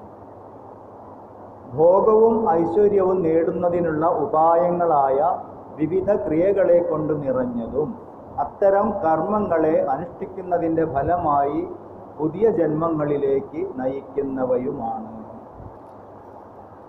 എന്നും അമ്പലത്തിൽ പോയി വഴിപാട്, അഭിഷേകം, പ്രദക്ഷിണം, ഇതിൽ മാത്രം കുടുങ്ങിക്കിടക്കുന്ന കുറേ ആൾക്കാരുണ്ട്. കർമ്മഠന്മാരെന്ന് പറയും. അവർ വൈദികമായ കർമ്മങ്ങളിൽ മാത്രം കുടുങ്ങിപ്പോയവരാണ്. മാക്സിമം കിട്ടുന്നത് എന്താണ്? കർമ്മങ്ങളിൽ നിന്ന് ബ്രഹ്മലോകപ്രാപ്തി, സ്വർഗം എന്ന് പറയും. സ്വർഗമാണ് കർമ്മങ്ങളുടെ അവസ്ഥ. അതായത് വൈദിക കർമ്മങ്ങൾ, ഈ വക ആചാരങ്ങളൊക്കെ ചെയ്യുമ്പം സ്വർഗപ്രാപ്തി ഉണ്ടാവും. അതെല്ലാവർക്കും ഉണ്ടാവും. സ്വർഗത്തിൽ ചെന്ന എന്താ ഗുണം? കുറേ കാലം അവിടെയൊക്കെ നിൽക്കാം, 5 സ്റ്റാർ. പക്ഷെ അവിടെ പോയി നമ്മൾ പേയ്മെൻറ്റ് കൊടുത്തുകൊണ്ടിരിക്കണം. പേയ്മെൻറ്റ് പറഞ്ഞാൽ എന്താണ്? നമ്മൾ ആർജിച്ചെടുത്ത പുണ്യം. സ്വർഗത്തിൽ സ്വർഗതുല്യമായിട്ടുള്ള അനുഭവങ്ങളിലൂടെ കടന്നു പോകുമ്പോൾ ഒരു കാര്യം മനസ്സിലാക്കാനുള്ളത്, ഞാൻ ആർജിച്ചെടുത്ത പുണ്യം കുറഞ്ഞുകൊണ്ടിരിക്കും. പുണ്യം സീറോ ആയിക്കഴിഞ്ഞാൽ, സേവിങ്സ് ബാങ്ക് സീറോ ആയിക്കഴിഞ്ഞാൽ എന്ത് വേണം? പിന്നെ ഇവിടെ വന്ന് ഹീറോ ആവാം, താഴെ മനുഷ്യനായിട്ട് ഇങ്ങോട്ട് പോരാം, മനുഷ്യനായിട്ട് ജനിക്കാം. ഇതിൽ വേറൊരു കാര്യം കൂടി ആലോചിക്കാനുണ്ട്. ഇതിൻ്റെ നേരെ ഓപ്പോസിറ്റ് നരകത്തിൻ്റെ സ്ഥിതി. പാപകർമ്മങ്ങൾ ചെയ്തതിൻ്റെ ഫലമായിട്ട് നരകതുല്യമായ അനുഭവങ്ങൾ. നരകം എന്ന് പറഞ്ഞൊരു ലോകമൊന്നുമില്ല. നരകതുല്യമായ അനുഭവങ്ങൾ, എന്നും കഷ്ടപ്പാടും ബുദ്ധിമുട്ടും അത് ഇത് നരകതുല്യം. വീട്ടിയിരുന്നില്ല എന്ന് പറയുന്നത് അങ്ങനെ നരകതുല്യം. പക്ഷെ അത് അനുഭവിക്കുന്നതനുസരിച്ചൊരു ഗുണമുണ്ട്. പാപകർമ്മങ്ങളുടെ ഇത് കുറഞ്ഞു കുറഞ്ഞു വരിക, ആ ദോഷഫലം കുറഞ്ഞു കുറഞ്ഞു വരിക. അപ്പോൾ അവിടെയും അക്കൗണ്ട് സീറോ ആവുന്നുണ്ട്. അക്കൗണ്ട് സീറോ ആയി കഴിഞ്ഞാൽ എന്താവും? വീണ്ടും മനുഷ്യനാവും. ഇപ്പോൾ രണ്ട് വഴിക്ക് പോയാലും തിരിച്ച് ഈ സ്റ്റോപ്പിൽ തന്നെ വരണം. ഏത് വഴിക്ക് പോയാലും ഈ സ്റ്റോപ്പിൽ വന്ന് എന്താ ഗുണം? ഇവിടുന്ന് മൂന്നാമതൊരു വണ്ടി പിടിക്കാൻ. ഒരു വണ്ടി പോയി തിരിച്ചു വന്നു, ഈ വണ്ടി പോയിട്ട് തിരിച്ചു വന്നു, മൂന്നാമതൊരു വണ്ടി. മോക്ഷത്തിലേക്കുള്ള മാർഗം, മോക്ഷമാർഗം. മോക്ഷമാർഗത്തിലേക്ക് ചരിക്കണമെങ്കിൽ മനുഷ്യനാണ്. മനനം ചെയ്യാൻ കഴിവുള്ളവനാണ് മനുഷ്യൻ. മനുഷ്യൻ എന്ന് പറഞ്ഞാൽ രൂപം എന്ന് മാത്രമല്ല, മനനം ചെയ്യാൻ വേണ്ട വിധത്തിൽ ചിന്തിച്ച് ജീവിതത്തിനെ ആ വഴിക്ക് നയിക്കാൻ കഴിവുള്ളവനാണ് മനുഷ്യൻ. രൂപത്തിലല്ല. മൃഗങ്ങൾ മനുഷ്യൻ്റെ രൂപത്തിൽ വരും. ഓരോ ന്യൂസ് വായിച്ചാൽ അറിയാം, മൃഗീയമായിട്ട് ജീവിക്കുന്ന മനുഷ്യൻ. അപ്പം മനനം ചെയ്യാൻ കഴിവുള്ളവരായിരിക്കണം, ആ ലക്ഷ്യത്തിലേക്ക് പ്രയത്നിക്കാൻ കഴിവുള്ളവരായിരിക്കണം ഒരു മനുഷ്യൻ. പുണ്യവും പാപവും തുല്യമായിരിക്കുമ്പോൾ എന്ന് പറഞ്ഞാൽ രണ്ടും സീറോ ആയി, ഒന്ന് പോസിറ്റീവ് ഒന്ന് നെഗറ്റീവാണ് എന്ന് പറഞ്ഞാൽ രണ്ട് സീറോ ആയിരിക്കുന്ന സമയത്ത് നമ്മൾ മനുഷ്യനായിട്ട് ജനിക്കും. ഇതെന്തിനാണ് ഞാൻ വീണ്ടും പറഞ്ഞത്? ചിലവർ ജാതകം എടുത്ത് വെച്ചിട്ട് നോക്കും, പാപജാതകം. അയാൾക്ക് ജീവിതകാലം മുഴുവൻ ടെൻഷൻ. ഞാൻ ജനിച്ചതേ ഇങ്ങനെയാണ്, എൻ്റെ ചൊവ്വ എവിടെയാണ്, ശുക്രൻ എവിടെയാണ് പറഞ്ഞുകൊണ്ട് ഇവർ ഓരോ ചാനലിൽ പോയി നോക്കിയിട്ട് അതിലൊക്കെ ഇത് കണ്ടെത്തും. നല്ലതൊക്കെ ഉണ്ടാവും, അതൊക്കെ വിടും. ഈ വേണ്ടാത്തത് മാത്രം കണ്ടെത്തും. ഞാൻ ജനിച്ചത് ഈ ജീവിതം മുഴുവൻ ഇങ്ങനെ ആലോചിച്ച് ഡിപ്രഷൻ കിട്ടും. വേറെ ചിലവരുണ്ട്, അവർ സൂപ്പറാണ്, ശുദ്ധ ജാതകം 24 ക്യാരറ്റ് എന്ന വിചാരം. ശുദ്ധജാതകം പാപജാതകം എന്ന് പറഞ്ഞിട്ട് ജാതകം ഇല്ല. ഞാൻ ഈ ഒരു അന്ധവിശ്വാസം നമ്മൾ എപ്പോഴെങ്കിലും ഒഴിവാക്കണം. നമ്മൾ ഭഗവത്ഗീത മാധവൻ്റെ മക്കളാണ്. പുണ്യവും പാപവും തുല്യമാവുമ്പോൾ സീറോ ആയിരിക്കുമ്പോഴാണ് നമ്മൾ ജനിക്കുന്നതെങ്കിൽ എങ്ങനെയാണ് ശുദ്ധജാതകവും പാപജാതകവും ഉണ്ടാവുക? അത് മനുഷ്യൻ്റെ ജാതകമാണ്. അയാൾ ജീവിക്കേണ്ട ഒരു റൂട്ട് ഏകദേശം ഇയാൾ ഈ വഴിക്കൊക്കെ പോകും. അതിൻ്റെ ഇടയ്ക്ക് അയാൾക്ക് റൂട്ട് മാറ്റാനുള്ള കഴിവുണ്ട്. അയാൾ ഇങ്ങനെയൊക്കെ ചെയ്യുകയാണെങ്കിൽ ഈ റൂട്ട് ഇങ്ങോട്ട് മാറ്റിയെടുക്കാം. ഇത്രയും അത് പറഞ്ഞിട്ടുള്ളൂ. എന്ന് പറഞ്ഞാൽ നമ്മൾ എങ്ങനെ ജീവിക്കണം എന്നുള്ളതിൻ്റെ ഒരു ഗൈഡൻസ് കിട്ടും. അതിന് അന്ധമായിട്ട് ഒരിക്കലും വിശ്വസിക്കരുത്. ജാതകമൊന്നും സത്യമാണ് ഇല്ലെങ്കിൽ അതുപോലെ ബലിക്കുള്ളൂ എന്നൊന്നും വിചാരിക്കരുത്. അങ്ങനെയൊക്കെ ബലിക്കുകയാണെങ്കിൽ ഞാൻ ഇപ്പോൾ 2-3 പ്രാവശ്യം മരിക്കേണ്ട സമയം കഴിഞ്ഞു. എൻ്റെ 28ാമത്തെ വയസ്സിലും 41ാമത്തെ വയസ്സിലും 3ാമത്തെ വയസ്സിലും തട്ടിക്കൊണ്ടതല്ല. അതുണ്ടായില്ല. ദൈവം പറഞ്ഞു, നീ അനുഭവിച്ചൊന്നും പോരാ, ഇനി അവിടെ നിൽക്കുക, ഇങ്ങോട്ടൊന്നും വേണ്ട. പറഞ്ഞതിൻ്റെ അർത്ഥം 41ാമത്തെ വയസ്സായപ്പോഴേക്കും ഒരുപാട് പ്രശ്നങ്ങളൊക്കെ ഉണ്ടായി. ഞാനിത് എടുത്തു പറയും. അപ്പം നമുക്ക് അങ്ങനത്തെ ഒരു സിറ്റുവേഷനിലേക്ക് പോയി ലൈഫ്. അപ്പം ഞാൻ ഗുരുവിൻ്റെ അടുത്ത്, അമ്മയുടെ അടുത്ത് പോയിട്ട് ചോദിച്ചു, അമ്മ ഇങ്ങനെയുണ്ട്, ജാതകത്തിൽ ഇങ്ങനെ പറഞ്ഞിട്ടുണ്ട്, എനിക്ക് ആ കൂടി ഒരു പേടിയുണ്ട് മനസ്സിൽ, എന്താ വേണ്ടത്? അപ്പോൾ അമ്മ ഒറ്റ വാക്കേ പറഞ്ഞു, ഭക്തി, വിശ്വാസം, പ്രയത്നം, ഇത് മൂന്നുണ്ടോ ഗ്രഹനില മാറും. ഭക്തിയും വിശ്വാസവും പ്രയത്നം, ഞാൻ എല്ലാവരും കൂടി കേൾക്കാൻ വേണ്ടിയിട്ട് പറയാണ്. ഭക്തിയും വിശ്വാസവും പ്രയത്നവും ഉണ്ടോ ഗ്രഹനില മാറും. ഇത് ഉറപ്പിച്ചു വെച്ചു. ഇനി ചൊവ്വാദോഷമുണ്ട്, 8 ചന്ദ്രനാണ്, നീചാണോ ഉച്ചാണോ എന്നൊന്നും പറയാൻ നിൽക്കണ്ട. ഭക്തി ഉണ്ടോ, പ്രശ്നം സോൾവായി. ഗണപതി അതോർശേഷം പറയുന്നു, ഇത് വായിച്ചു കഴിഞ്ഞാൽ നിങ്ങളുടെ പ്രശ്നം സോൾവായി. വിഷ്ണു സഹസ്രനാമം മിക്കവാറും എല്ലാവരും ഡെയിലി വിഷ്ണു സഹസ്രനാമം വായിക്കുന്നവരാണ്. വിഷ്ണു സഹസ്രനാമത്തിൻ്റെ പരസ്പതിയിൽ പറയും ഈ വക പ്രശ്നങ്ങളൊക്കെ ഇത് ഡെയിലി വായിച്ചാൽ ഇല്ലാണ്ടാവും. പിന്നെ ലളിതാ സഹസ്രനാമം വായിക്കുമ്പോൾ സകലവിധ ദോഷങ്ങൾക്കും പരിഹാരമാണ്. 41 ദിവസം കൊണ്ട് സിദ്ധി വരുന്ന മന്ത്രങ്ങളാണ് ലളിതാ സഹസ്രനാമം. അപ്പോൾ അതിനൊക്കെ ബ്ലോക്ക് ചെയ്ത് വെച്ചിരിക്കുന്നത്. അതുപോലെയാണ് ദേവി മഹാത്മ്യം. അപ്പോൾ ഇതിലൊക്കെ പറയുന്നുണ്ട് ഗ്രഹദോഷം, ദൃഷ്ടിദോഷം, പിതൃദോഷം, ബാധാദോഷം, അങ്ങനെ സകലവിധ ദോഷങ്ങളും ഇത് വായിച്ചാൽ ഡെയിലി വായിച്ച് വെറുതെ വായിക്കല്ല, മെക്കാനിക്കലി വായിക്കല്ല, കാര്യം മനസ്സിലാക്കി വായിച്ചാൽ ഇല്ലാണ്ടാവും. ഭഗവത്ഗീത പറയുന്നതും അത് തന്നെ. ഇത്രയും കാര്യങ്ങൾ അറിഞ്ഞു കഴിഞ്ഞാൽ ഈ ഒരു അന്ധവിശ്വാസത്തിൽ നിന്ന് പുറത്ത് ചാടണം. നമുക്കൊരു ഗൈഡൻസിന് മാത്രമേ ജാതകം നോക്കാവൂ, ഇല്ലെങ്കിൽ അത് നോക്കരുത്. അതിൽ പെട്ടുപോകരുത്, കെണിയാണ്. അതുകൊണ്ട് പറയും. അപ്പം ആരെങ്കിലും എന്തേലും പേടിപ്പിച്ച ഈ വക കാര്യങ്ങളൊക്കെ ചോദിക്കണം. അപ്പോൾ പണിക്കരെ ഒരു കാര്യം ഉണ്ടല്ലോ, ഈ പുണ്യവും പാപവും ഇല്ലാണ്ട് നമ്മളല്ലേ മനുഷ്യനാവാതെ പിന്നെ എങ്ങനെ ഇത് പാപജാതകാവുക? തിരിച്ച് ചോദിച്ചു കഴിഞ്ഞാൽ പണിക്കർ പറയും നിങ്ങൾ ദക്ഷിണ തന്നെ പോയിക്കോളും. അത്രയോ ഇങ്ങനെ ചോദിക്കാൻ പറ്റണം. അറിവിനെ, അജ്ഞാനത്തിനെ എപ്പോഴും അറിവിൻ്റെ തലത്തിൽ നിന്നിട്ട് മാത്രമേ ഗണ്ണിക്കാൻ പറ്റുള്ളൂ, അല്ലെങ്കിൽ പറ്റില്ല, നമ്മൾ കുടുങ്ങിപ്പോകും. ഓർമ്മിക്കല്ലോ അല്ലേ എല്ലാവരും? നമ്മൾ ഭഗവത്ഗീത പഠിക്കുമ്പോൾ എപ്പോഴും മനസ്സിലെ സംശയങ്ങളും ഭയവും ഇല്ലാണ്ടാക്കാൻ വേണ്ടിയിട്ടാണ് പഠിക്കുന്നത്. അതുമായിട്ട് കൊണ്ട് നടക്കരുത്. ഇത് പഠിച്ചപ്പോൾ ഇതിൻ്റെ ഭയം കൂടി അഡീഷണലായിട്ട് വന്ന് ചേരരുതാണ്. ഉള്ള ഭയം ഇല്ലാണ്ടാവണം. പ്രത്യേകിച്ച് അമ്മമാർ ഓർമ്മിക്കാം. മക്കളെ കല്യാണപ്രായമൊക്കെ ആകുമ്പോൾ എല്ലാ അമ്മമാർക്കുള്ള ടെൻഷനാണ് ഇതൊക്കെ. ഓർമ്മിച്ച് വെക്കുക, ഇതൊന്നുമില്ല. ഭഗവാൻ കൃഷ്ണൻ എൻ്റെ കൂടെയുണ്ട്, ഗുരുവായൂരപ്പനുണ്ട്, ദേവി എൻ്റെ കൂടെയുണ്ട്. പിന്നെ ഗ്രഹങ്ങൾ എന്ത് ചെയ്യും? ഗ്രഹങ്ങൾക്ക് ശക്തി തരുന്നത് ദേവിയാണ് അല്ലേ? വിവേകാനന്ദ സ്വാമി പോയിട്ട് ശ്രീരാമകൃഷ്ണ പരമഹംസരോട് ചോദിച്ചു, എൻ്റെ ജാതകത്തിൽ എന്തെങ്കിലും പ്രശ്നമുണ്ടോ? മൂപ്പരൊരു ആട്ട് കൊടുക്കും, പാലക്കാടൻ ഭാഷ പറഞ്ഞ ഒറ്റ ആട്ടാണ്. എന്നിട്ട് പറഞ്ഞു, നീ പോയിട്ട് കാളി മാതാവിനെ പോയി പ്രാർത്ഥിക്കും. ഗ്രഹങ്ങൾക്ക് ശക്തി കൊടുക്കുന്നത് മാതാവാണ്, നീ മാതാവിനെ വിളിച്ചാൽ മതി, ഗ്രഹങ്ങളൊക്കെ അതിൻ്റെ പൊസിഷനിൽ വന്ന് നിന്നോളൂ. സിമ്പിളാണ് കാര്യം. നാരായണ മന്ത്രജപം, അതിൽ ആ ഫുൾ പവറുണ്ട്. അല്ലെങ്കിൽ ദേവി മന്ത്രജപം. ഇനി ഈ കൺഫ്യൂഷൻ ഇന്നത്തോടു കൂടി അത് ആ ഫയൽ ഡിലീറ്റ് ചെയ്ത് കളയണം. ഇവിടെ ഭഗവാൻ പറയുന്നു, സ്വർഗപ്രാപ്തിക്കായിട്ടും താൽക്കാലികമായിട്ട് സുഖസൗകര്യങ്ങൾക്ക് വേണ്ടിയും വിഷയഭോഗങ്ങൾക്കും വേണ്ടി പൂജകൾ ചെയ്യുന്നു. വേദങ്ങളിൽ അത് പറഞ്ഞിട്ടുണ്ട്, അത് ചെയ്ത് അതിൻ്റെ ഫലമുണ്ട്. പക്ഷേ അതിൽ പോയിട്ട് കുടുങ്ങിപ്പോകരുത്. കാരണം അതിൽ കുടുങ്ങിക്കഴിഞ്ഞാൽ ലക്ഷ്യം മറന്നുപോകും. മോക്ഷം കിട്ടുക എന്ന ലക്ഷ്യം മറന്നുപോകും. അയാളുടെ ജീവിതം നശിച്ചു. കാരണം എന്തൊക്കെ നേടിയെടുത്തു കഴിഞ്ഞാലും അത് ഇവിടെ ഉപേക്ഷിച്ച് പോകാനുള്ളതാണ്.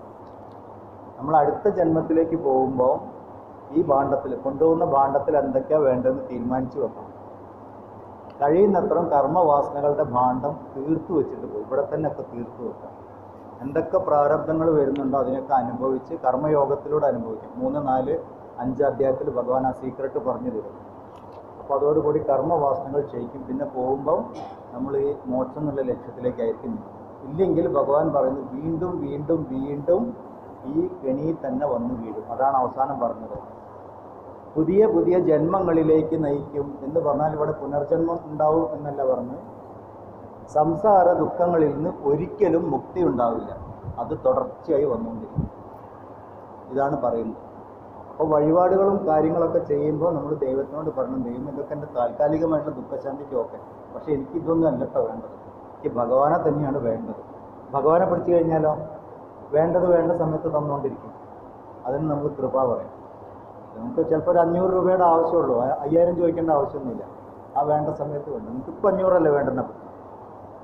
ഈ വിധത്തിലായിരിക്കണം ഭക്തി. ആ സമയത്ത് ഓരോ നിമിഷം മുന്നോട്ട് പോകുന്ന വിധത്തിൽ ഒന്നിച്ച് ആകുമ്പോൾ നമ്മൾ പല പ്രശ്നത്തിലും ചെന്ന് ചാടും. ഓരോന്നും എപ്പോഴും ആലോചിക്കേണ്ടത് സ്ഥാനമാനങ്ങളും ബാക്കിയെല്ലാം, പൈസ, സ്ഥാനം, മാനം, ആരോഗ്യം, പ്രശസ്തി, ഇതൊക്കെ ഏത് നിമിഷം കയ്യിൽ നിന്ന് പോവാം. ഇത് നമുക്കറിയാം. നല്ലപോലെ നിന്ന ആൾക്കാർ ചിലപ്പോൾ നാളെ മുതൽ എന്തെങ്കിലുമൊക്കെ ദുഷ്പേര് വന്നു വരും. ആൾക്കാർ വായി തോന്നിയൊക്കെ വിളിച്ച് പറഞ്ഞു എന്ന് വരും. നമ്മളെ കാണുമ്പോൾ ഇന്നലെ ഇന്ന് വരെ മോശമായിട്ട് പറഞ്ഞാൽ ചിലപ്പോൾ നാളെ നന്ന്, അയാൾ നന്നായിരുന്നു, സൂപ്പറായിരുന്നു, നമ്മൾ മനസ്സിലായി. അതുപോലെ ആൾ ക്യാമറയായിട്ട് നടന്നാൽ ഇയാളെ കാര്യം നമുക്ക് ഇപ്പോഴല്ലേ മനസ്സിലായി, അങ്ങനെയും പറയാം. നമ്മളിതിനൊന്നും ആശ്രയിക്കാൻ പാടില്ല. ക്ലിയർ അല്ലേ? ലൈഫ് അങ്ങനെയാണ്. മാറി മറിഞ്ഞ് കോൺക്രീറ്റ് മിക്സറിൽ ഉണ്ടല്ലോ ഇങ്ങനെ സിമെൻറ്റും കല്ലും വെള്ളമെല്ലാം കൂടി ഇങ്ങനെ കറങ്ങിക്കൊണ്ടിരിക്കുന്നതാണ്. അതുപോലെയാണ് ജീവിതം. ഇതിങ്ങനെ മിക്സ് ആയിക്കൊണ്ടിരിക്കും. നമ്മൾ ആ മെഷീൻ കറങ്ങണേ നോക്കി നിൽക്കുക. അതിലാണ് അതിൻ്റെ ഭംഗി. അതിൻ്റെ ഉള്ളിൽ കയറി ഇരുന്നോ കറങ്ങേണ്ടി വരും. ഉറപ്പായല്ലോ അല്ലേ? ഇത് ഓർമ്മിച്ച് വെക്കണം. അതുകൊണ്ടാണ് ഭഗവാൻ പറഞ്ഞു ഇതിലൊന്ന് കുടുങ്ങരുത്. ചെയ്യണ്ടെന്ന് പറഞ്ഞിട്ടില്ല, അതും കൂടി ഓർമ്മിക്കണം. വൈദിക കർമ്മങ്ങൾ ചെയ്യണ്ടെന്ന് പറഞ്ഞിട്ടില്ല. ഓരോ കർമ്മവും നമ്മൾ ചെയ്യുന്നത് അവനവൻ്റെ ചിത്തശുദ്ധിക്ക് വേണ്ടിയിട്ടാണ്. വൈദിക കർമ്മങ്ങളൊക്കെ എന്തിനാണ് പറഞ്ഞിരിക്കുന്നത്? നമുക്ക് സ്വർഗം കിട്ടും, അത് കിട്ടും, ഇതൊക്കെ പ്രലോഭനമാണ്. ഇതൊക്കെ ചെയ്യാൻ തുടങ്ങുമ്പോൾ ഇത് നമ്മൾ അറിയാണ്ട് അതിൻ്റെ ഒരു അദൃഷ്ട ഫലം പറയും. നമ്മൾ അറിയാത്ത ഫലങ്ങൾ അതിനുണ്ട്, കാണാൻ പറ്റാത്ത. അതെന്താണ്? പുണ്യമുണ്ടാവും. നമ്മളുടെ ചിത്തശുദ്ധി പറയും. മനോമാലിന്യങ്ങൾ ഇല്ലാണ്ടായി തുടങ്ങും. എത്രത്തോളം വാസനകൾ, പുണ്യവാസനകൾ ഉള്ളിലുണ്ടോ അത്രത്തോളം കർമ്മങ്ങൾ, പുണ്യകർമ്മങ്ങൾ നമ്മൾ ചെയ്യാൻ തുടങ്ങും. നമ്മളിനി ചെയ്യുന്നത് ദുഷ്കർമ്മങ്ങൾ ചെയ്യുകയാണെങ്കിൽ ദുഷ്കർമ്മ വാസനകൾ ഉണ്ടാവും. അതിങ്ങനെ കൂടി ദുഷ്കർമ്മത്തിലേക്ക് പോകും. സൽക്കർമ്മ വാസനകളാണെങ്കിൽ സൽക്കർമ്മങ്ങൾ ചെയ്തുകൊണ്ടിരിക്കുമ്പോൾ ഓരോ കർമ്മത്തിനും വാസനയുണ്ട്. സൽക്കർമ്മ വാസനകൾ കൂടി കൂടി കൂടി വരും. നമ്മൾ ചെയ്യുന്നൊക്കെ സൽക്കർമ്മങ്ങളായിട്ട് മാറും. സൽക്കർമ്മങ്ങളിലേക്ക് പോകുന്നതനുസരിച്ച് ചിത്തശുദ്ധി ഉണ്ടാവും, മനോമാലിന്യം, അഹങ്കാരം നശിക്കാൻ തുടങ്ങും. അഹങ്കാരനാശം എന്നുള്ളതാണ് ലക്ഷ്യം. അഹങ്കാരനാശം ആത്മസാക്ഷാത്കാരം. അപ്പം അഹങ്കാരം എങ്ങനെയൊക്കെയാണ് നശിക്കാം? അറിവിൻ്റെ തലത്തിൽ നശിക്കാം. പിന്നെയോ നമ്മൾ എന്തിനെ ആശ്രയിച്ചിട്ടാണോ അഹങ്കരിക്കുന്നത് അത് എടുത്തു മാറ്റാം. അപ്പോഴാണ് ചിലപ്പോൾ നല്ല ഫിറ്റായിട്ടിരുന്ന നല്ല ആരോഗ്യമുള്ള ആൾ ചിലപ്പോൾ കുഴഞ്ഞു വീഴും. പിന്നെ ആസ്പത്രിയിൽ അപ്പോഴാലോചിക്കാവും, ഞാൻ ഭയങ്കര ഗമ പിടിച്ച് നടന്നാണ്, ഇങ്ങനെ 6 പാക്കും വലിയ മസിലൊക്കെ ആയിട്ട് നടന്നാണ്, ഇതാ കിടക്കണം കഴിഞ്ഞു. അങ്ങനെയാവാം. പണത്തിൽ അഹങ്കരിച്ച് നടക്കുന്നവർ ഒരു സുപ്രഭാതത്തിൽ ചിലപ്പം കുത്തുവാളെടുക്കേണ്ട സ്ഥിതിയാവാം. ഇതൊക്കെ നമ്മൾ കാണുന്നുണ്ട്. അധികാരത്തിൽ ഇന്നാളുകൾ പെട്ടെന്ന് അധികാരത്തിൽ നിന്ന് താഴെ പോകുന്നത് കാണും. അതൊക്കെ എടുത്തു മാറ്റും. പ്രകൃതിയുടെ നിയമങ്ങളാണതൊക്കെ. പ്രകൃതി എടുത്തു മാറ്റുന്നത് എന്തിനാണ്? അപ്പം ദൈവത്തിന് കുറ്റം പറഞ്ഞിട്ട് കാര്യമില്ല. നമുക്ക് ആധ്യാത്മികമായിട്ട് ഉയരണമെങ്കിൽ, മോക്ഷം എന്നുള്ള ലക്ഷ്യത്തിലേക്ക് നീങ്ങണമെങ്കിൽ ഈ വക അനുഭവത്തിൽ കൂടെ കടന്നു പോകണം. നമ്മൾ യാത്രയിലാണ്. ഈ യാത്രയിൽ കൂടെ ഇങ്ങനെ കടന്നു പോകണം. അപ്പോൾ യാത്രയിൽ നമ്മളിപ്പോൾ ഇവിടുന്ന് ഓരോ സ്റ്റേഷനിൽ ഓരോ കാഴ്ചയാണ് എന്ന് പറഞ്ഞ പോലെ ഇടയ്ക്ക് സുഖമുള്ള കാഴ്ചകളുണ്ടാവും, ദുഃഖമുള്ള കാഴ്ചകളുണ്ടാവും. പക്ഷെ നമ്മൾ യാത്ര തുടരുക എന്നുള്ളതാണ്. ആ യാത്ര തുടരാൻ വേണ്ടിയിട്ടാണ് ഈ വക അനുഭവങ്ങൾ തരുന്നത്. എപ്പോഴും ഓർമ്മിക്കണം. ഇല്ലെങ്കിൽ നമ്മൾ കാഴ്ചകളിൽ കുടുങ്ങിക്കഴിഞ്ഞാൽ അവിടെ നിന്ന്. അതുപോലെ കുറേ ആധ്യാത്മികമായുള്ള സാധനങ്ങൾ ചെയ്യുമ്പോൾ സിദ്ധികൾ വരാൻ തുടങ്ങും. ചിലർ കഥ എഴുതും, കവിത എഴുതും, പാട്ട് പാടും, വേറെ പലതും വരും. അങ്ങനെ ഒരുപാട് സിദ്ധികളൊക്കെ വരുന്നവരുണ്ട്. ഇല്ല, ഇവിടെ ഈ ട്രെയിനിലൊക്കെ ഒട്ടിച്ച കാണാം, മൂസ, ബംഗാളി ബാബ എന്നൊക്കെ കുറേ ബാബമാരൊക്കെ പരസ്യങ്ങൾ. സിദ്ധി ഏക് ഹഫ്തേമേ 110% പക്ക എന്നൊക്കെ പറഞ്ഞിട്ട് ഇയാൾക്ക് അത്ര കഴിവുള്ളതാണെങ്കിൽ സ്വന്തം കണ്ട് രക്ഷിച്ചാൽ പോരെ, അതിന് മറ്റുള്ളവരെ രക്ഷിക്കാൻ നടക്കും. കാശ് വാങ്ങണ്ടല്ലോ. അതിൻ്റെ അർത്ഥം എന്താണ്? അയാൾ രക്ഷപ്പെട്ടില്ല എന്നുള്ളത്. ഈ സിദ്ധികളൊക്കെ വരുമ്പോൾ നമുക്ക് പേര് വരും, പ്രശസ്തി വരും, അതൊക്കെ വരും. അതിലൊക്കെ കുടുങ്ങിപ്പോകും. ഇതിൽ കുടുങ്ങിക്കഴിഞ്ഞാൽ മുന്നോട്ടുള്ള യാത്ര കഥം. ഇതൊക്കെ ഓർമ്മിക്കാണ്ട് ഈ പാത വളരെ ദുഷ്കരമാണ്. ഇതൊക്കെ മുന്നോട്ട് പോകുമ്പോൾ പറയും. എന്ന് വെച്ച് ഇത് ചെയ്യാതിരിക്കേണ്ട പറഞ്ഞിട്ട് ചെയ്തുകൊണ്ടിരിക്കണം. പൂജയും വഴിപാടും ക്ഷേത്ര ദർശനവും ഒക്കെ വേണം. പക്ഷെ അതിൽ കുടുങ്ങിപ്പോകരുത്. ഓരോരുത്തരും സഞ്ചരിക്കുന്ന ക്ഷേത്രമായി മാറണം. വിവേകാനന്ദ സ്വാമി പറഞ്ഞതാണ്, ക്ഷേത്രത്തിൽ ജനിക്കാം, ക്ഷേത്രത്തിൽ മരിക്കരുത്. ഓരോരുത്തരും സഞ്ചരിക്കുന്ന ക്ഷേത്രമായിട്ട് മാറും എന്ന് പറഞ്ഞാൽ നമ്മളുടെ ഉള്ളിലെ ആത്മബോധം നന്നായി തെളിഞ്ഞിരുന്നു കഴിഞ്ഞാൽ നമ്മളൊക്കെ സഞ്ചരിക്കുന്ന ക്ഷേത്രം നിൽക്കും. എല്ലാവരും സഞ്ചരിക്കുന്ന ഗുരുവായൂരമ്പലം. ഉള്ളിൽ ഉണ്ണിക്കണ്ണൻ ഇരുന്ന് കഴിഞ്ഞാൽ ഓരോരുത്തരും ഗുരുവായൂരമ്പലമായി. ഉള്ളിൽ ദേവി ഇരുന്ന് കഴിഞ്ഞാൽ ഓരോരുത്തരും ചോറ്റാനിക്കര അമ്പലമായി, లేదా കൊടുങ്ങല്ലൂർ അമ്പലം. സഞ്ചരിക്കണം. നമ്മൾ എവിടെ ചെന്നിരുന്ന് സംസാരിക്കുന്നു അവർക്ക് കുറച്ച് ശാന്തിയും സമാധാനം കിട്ടുന്നുണ്ടോ, നമ്മുടെ ഉള്ളിൽ ആ കഴിവുണ്ട്. അതല്ല കുനിഷ്ടും അസൂയാണ് ഉള്ളിടത്ത് വിഷം കുത്തി വെച്ചിട്ട് വരുന്നെങ്കിൽ രാവണന്മാരും കംസന്മാരാണ് ഉള്ളിലിരിക്കുന്നത്. ഇത്രയും ഓർമ്മിച്ച് വെക്കണം. ഇതൊക്കെയാണ് ഭഗവാൻ ഇവിടെ പറയുന്നത്. അവിടുന്ന് അതും ഇതൊന്നും കേട്ടിട്ട് ഭ്രമിച്ചു പോകരുത് എന്ന് പറഞ്ഞു. ഇനി അടുത്തത് ഭഗവാൻ പറയുന്നു, വളരെ പ്രധാനപ്പെട്ട ശ്ലോകം. ത്രൈഗുണ്യ വിഷയാ വേദ നിസ്ത്രൈഗുണ്യോ ഭവാർജുന നിർദ്വന്ദ്വോ നിത്യസത്വസ്ഥോ യോഗക്ഷേമ ആത്മവാൻ. അർജുന, വേദങ്ങൾ ത്രിഗുണാത്മകമായ സംസാരത്തെക്കുറിച്ചുള്ളവയാണ്. നീ ത്രിഗുണങ്ങൾക്ക് അതീതനും ദ്വന്ദ്വങ്ങൾ ബാധിക്കാത്തവനും സദാ സമനിലയിലുള്ളവനും യോഗക്ഷേമങ്ങൾ കാക്ഷിക്കാത്തവനും ആത്മനിഷ്ഠനുമായി തീരുക. ഒരു ബോക്സിലിട്ട് വെച്ചോളൂ. 2-ാം അധ്യായം 45-ാമത്തെ ശ്ലോകം ഭഗവാൻ ഡയറക്റ്റായിട്ട് അർജുനോട് നീ ആരായി തീരണം എന്ന് പറഞ്ഞു. എന്ന് പറഞ്ഞാൽ നമ്മൾ ആരായി തീരണം എന്നാണ് പറയുന്നത്. എന്തൊക്കെയാവണം? ഈ പറയുന്ന വേദങ്ങളൊക്കെ അല്ലേ. വേദം എന്ന് പറഞ്ഞാൽ വേദം എന്നുള്ള ഈ ശാസ്ത്രം ഗ്രന്ഥം മാത്രമല്ല, എല്ലാ വിധത്തിലുള്ള അറിവും, അതാണ് വേദം. എല്ലാ വിധത്തിലുള്ള അറിവും ത്രിഗുണങ്ങളാൽ ഉണ്ടാക്കപ്പെട്ടവയാണ്, ത്രിഗുണാത്മകമാണ്. ത്രിഗുണം എന്ന് പറഞ്ഞാൽ എന്താണ്? സത്വം, രജസ്, തമസ്. ഇതാണ് ത്രിഗുണങ്ങൾ.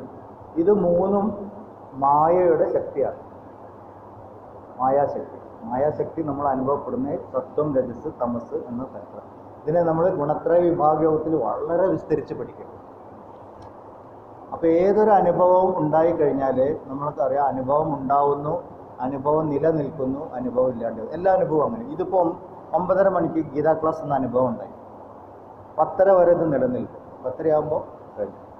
ഉണ്ടാവുന്ന സമയത്ത് നിലനിൽക്കുന്ന സമയത്ത് ഇല്ലാതെയാവുന്ന സമയത്ത്. ഇതിനെ നമ്മൾ മൂർത്തിത്രയ സങ്കല്പങ്ങളായിട്ട് പറയും. ഉണ്ടാവുന്ന സമയത്ത് ബ്രഹ്മാവെന്നും നിലനിൽക്കുന്ന സമയത്ത് വിഷ്ണു എന്നും ലയിക്കുന്ന സമയത്ത് ശിവൻ എന്നും പറയും. ബ്രഹ്മ വിഷ്ണു ശിവൻ രുദ്ര പറയും. പക്ഷെ ഇത് മൂന്നും വ്യത്യാസമുണ്ടോ? ഇത് മൂന്നും അനുഭവം തന്നെയില്ല. ഇത് മൂന്നും വ്യത്യാസമില്ല. പക്ഷേ 9:30ക്കുള്ള ഇനി ഒന്ന് സൂക്ഷിച്ച് ആലോചിച്ചോളൂ, നമ്മൾ മനനം ചെയ്യാൻ പറയും.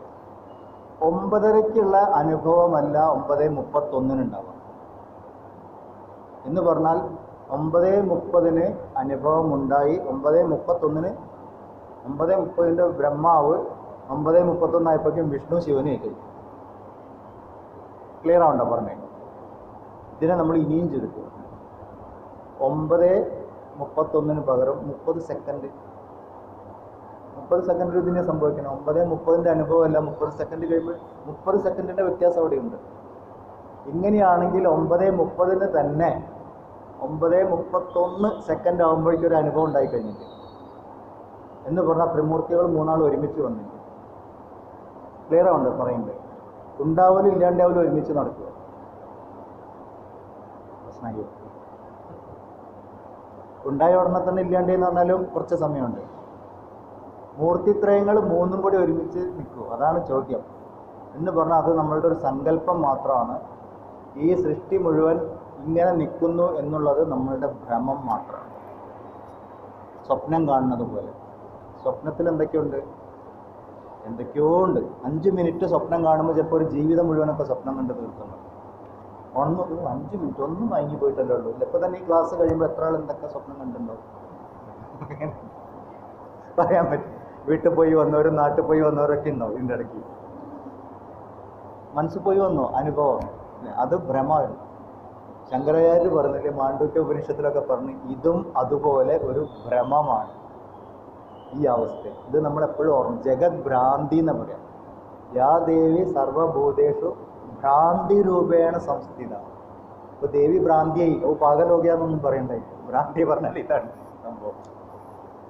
ജഗത്തിനെ നമ്മൾ ഭ്രാന്തിയായിട്ട് തന്നെ പറയാം. മനസ്സിന്റെ സങ്കല്പങ്ങളാണ്. ഇത് വന്നും പോയി നിന്നുകൊണ്ടിരിക്കും. ഇതിനെ കാണുന്ന ഞാൻ എപ്പോഴും ഉണ്ട്. ഇതാണ് ഈ അനുഭവങ്ങളെല്ലാം ത്രിഗുണാത്മകമാണ്. അന്ന് പറഞ്ഞാൽ വന്നും നിന്നും പോകാനുള്ളതാണ്, മാറ്റത്തിന് വിധേയമാണ്. അതുകൊണ്ട് അർജുന, നീ ഈ വിഷയങ്ങളിൽ നിന്ന്, ത്രിഗുണങ്ങളിൽ നിന്ന് മാറി നിൽക്കൂ, അനുഭവങ്ങളിൽ നിന്ന് മാറി നിൽക്കൂ. അനുഭവങ്ങളെ കാണുന്നവനായിട്ട് മാറും, സാക്ഷിഭാവത്തിലേക്ക് മാറും. അതാണ് ത്രൈഗുണ്യ വിഷയാവേദ നിസ്ത്രൈഗുണ്യോ ഭവാർജുന. ത്രിഗുണാതീതമായ അവസ്ഥയിലേക്ക് ഉയരൂ.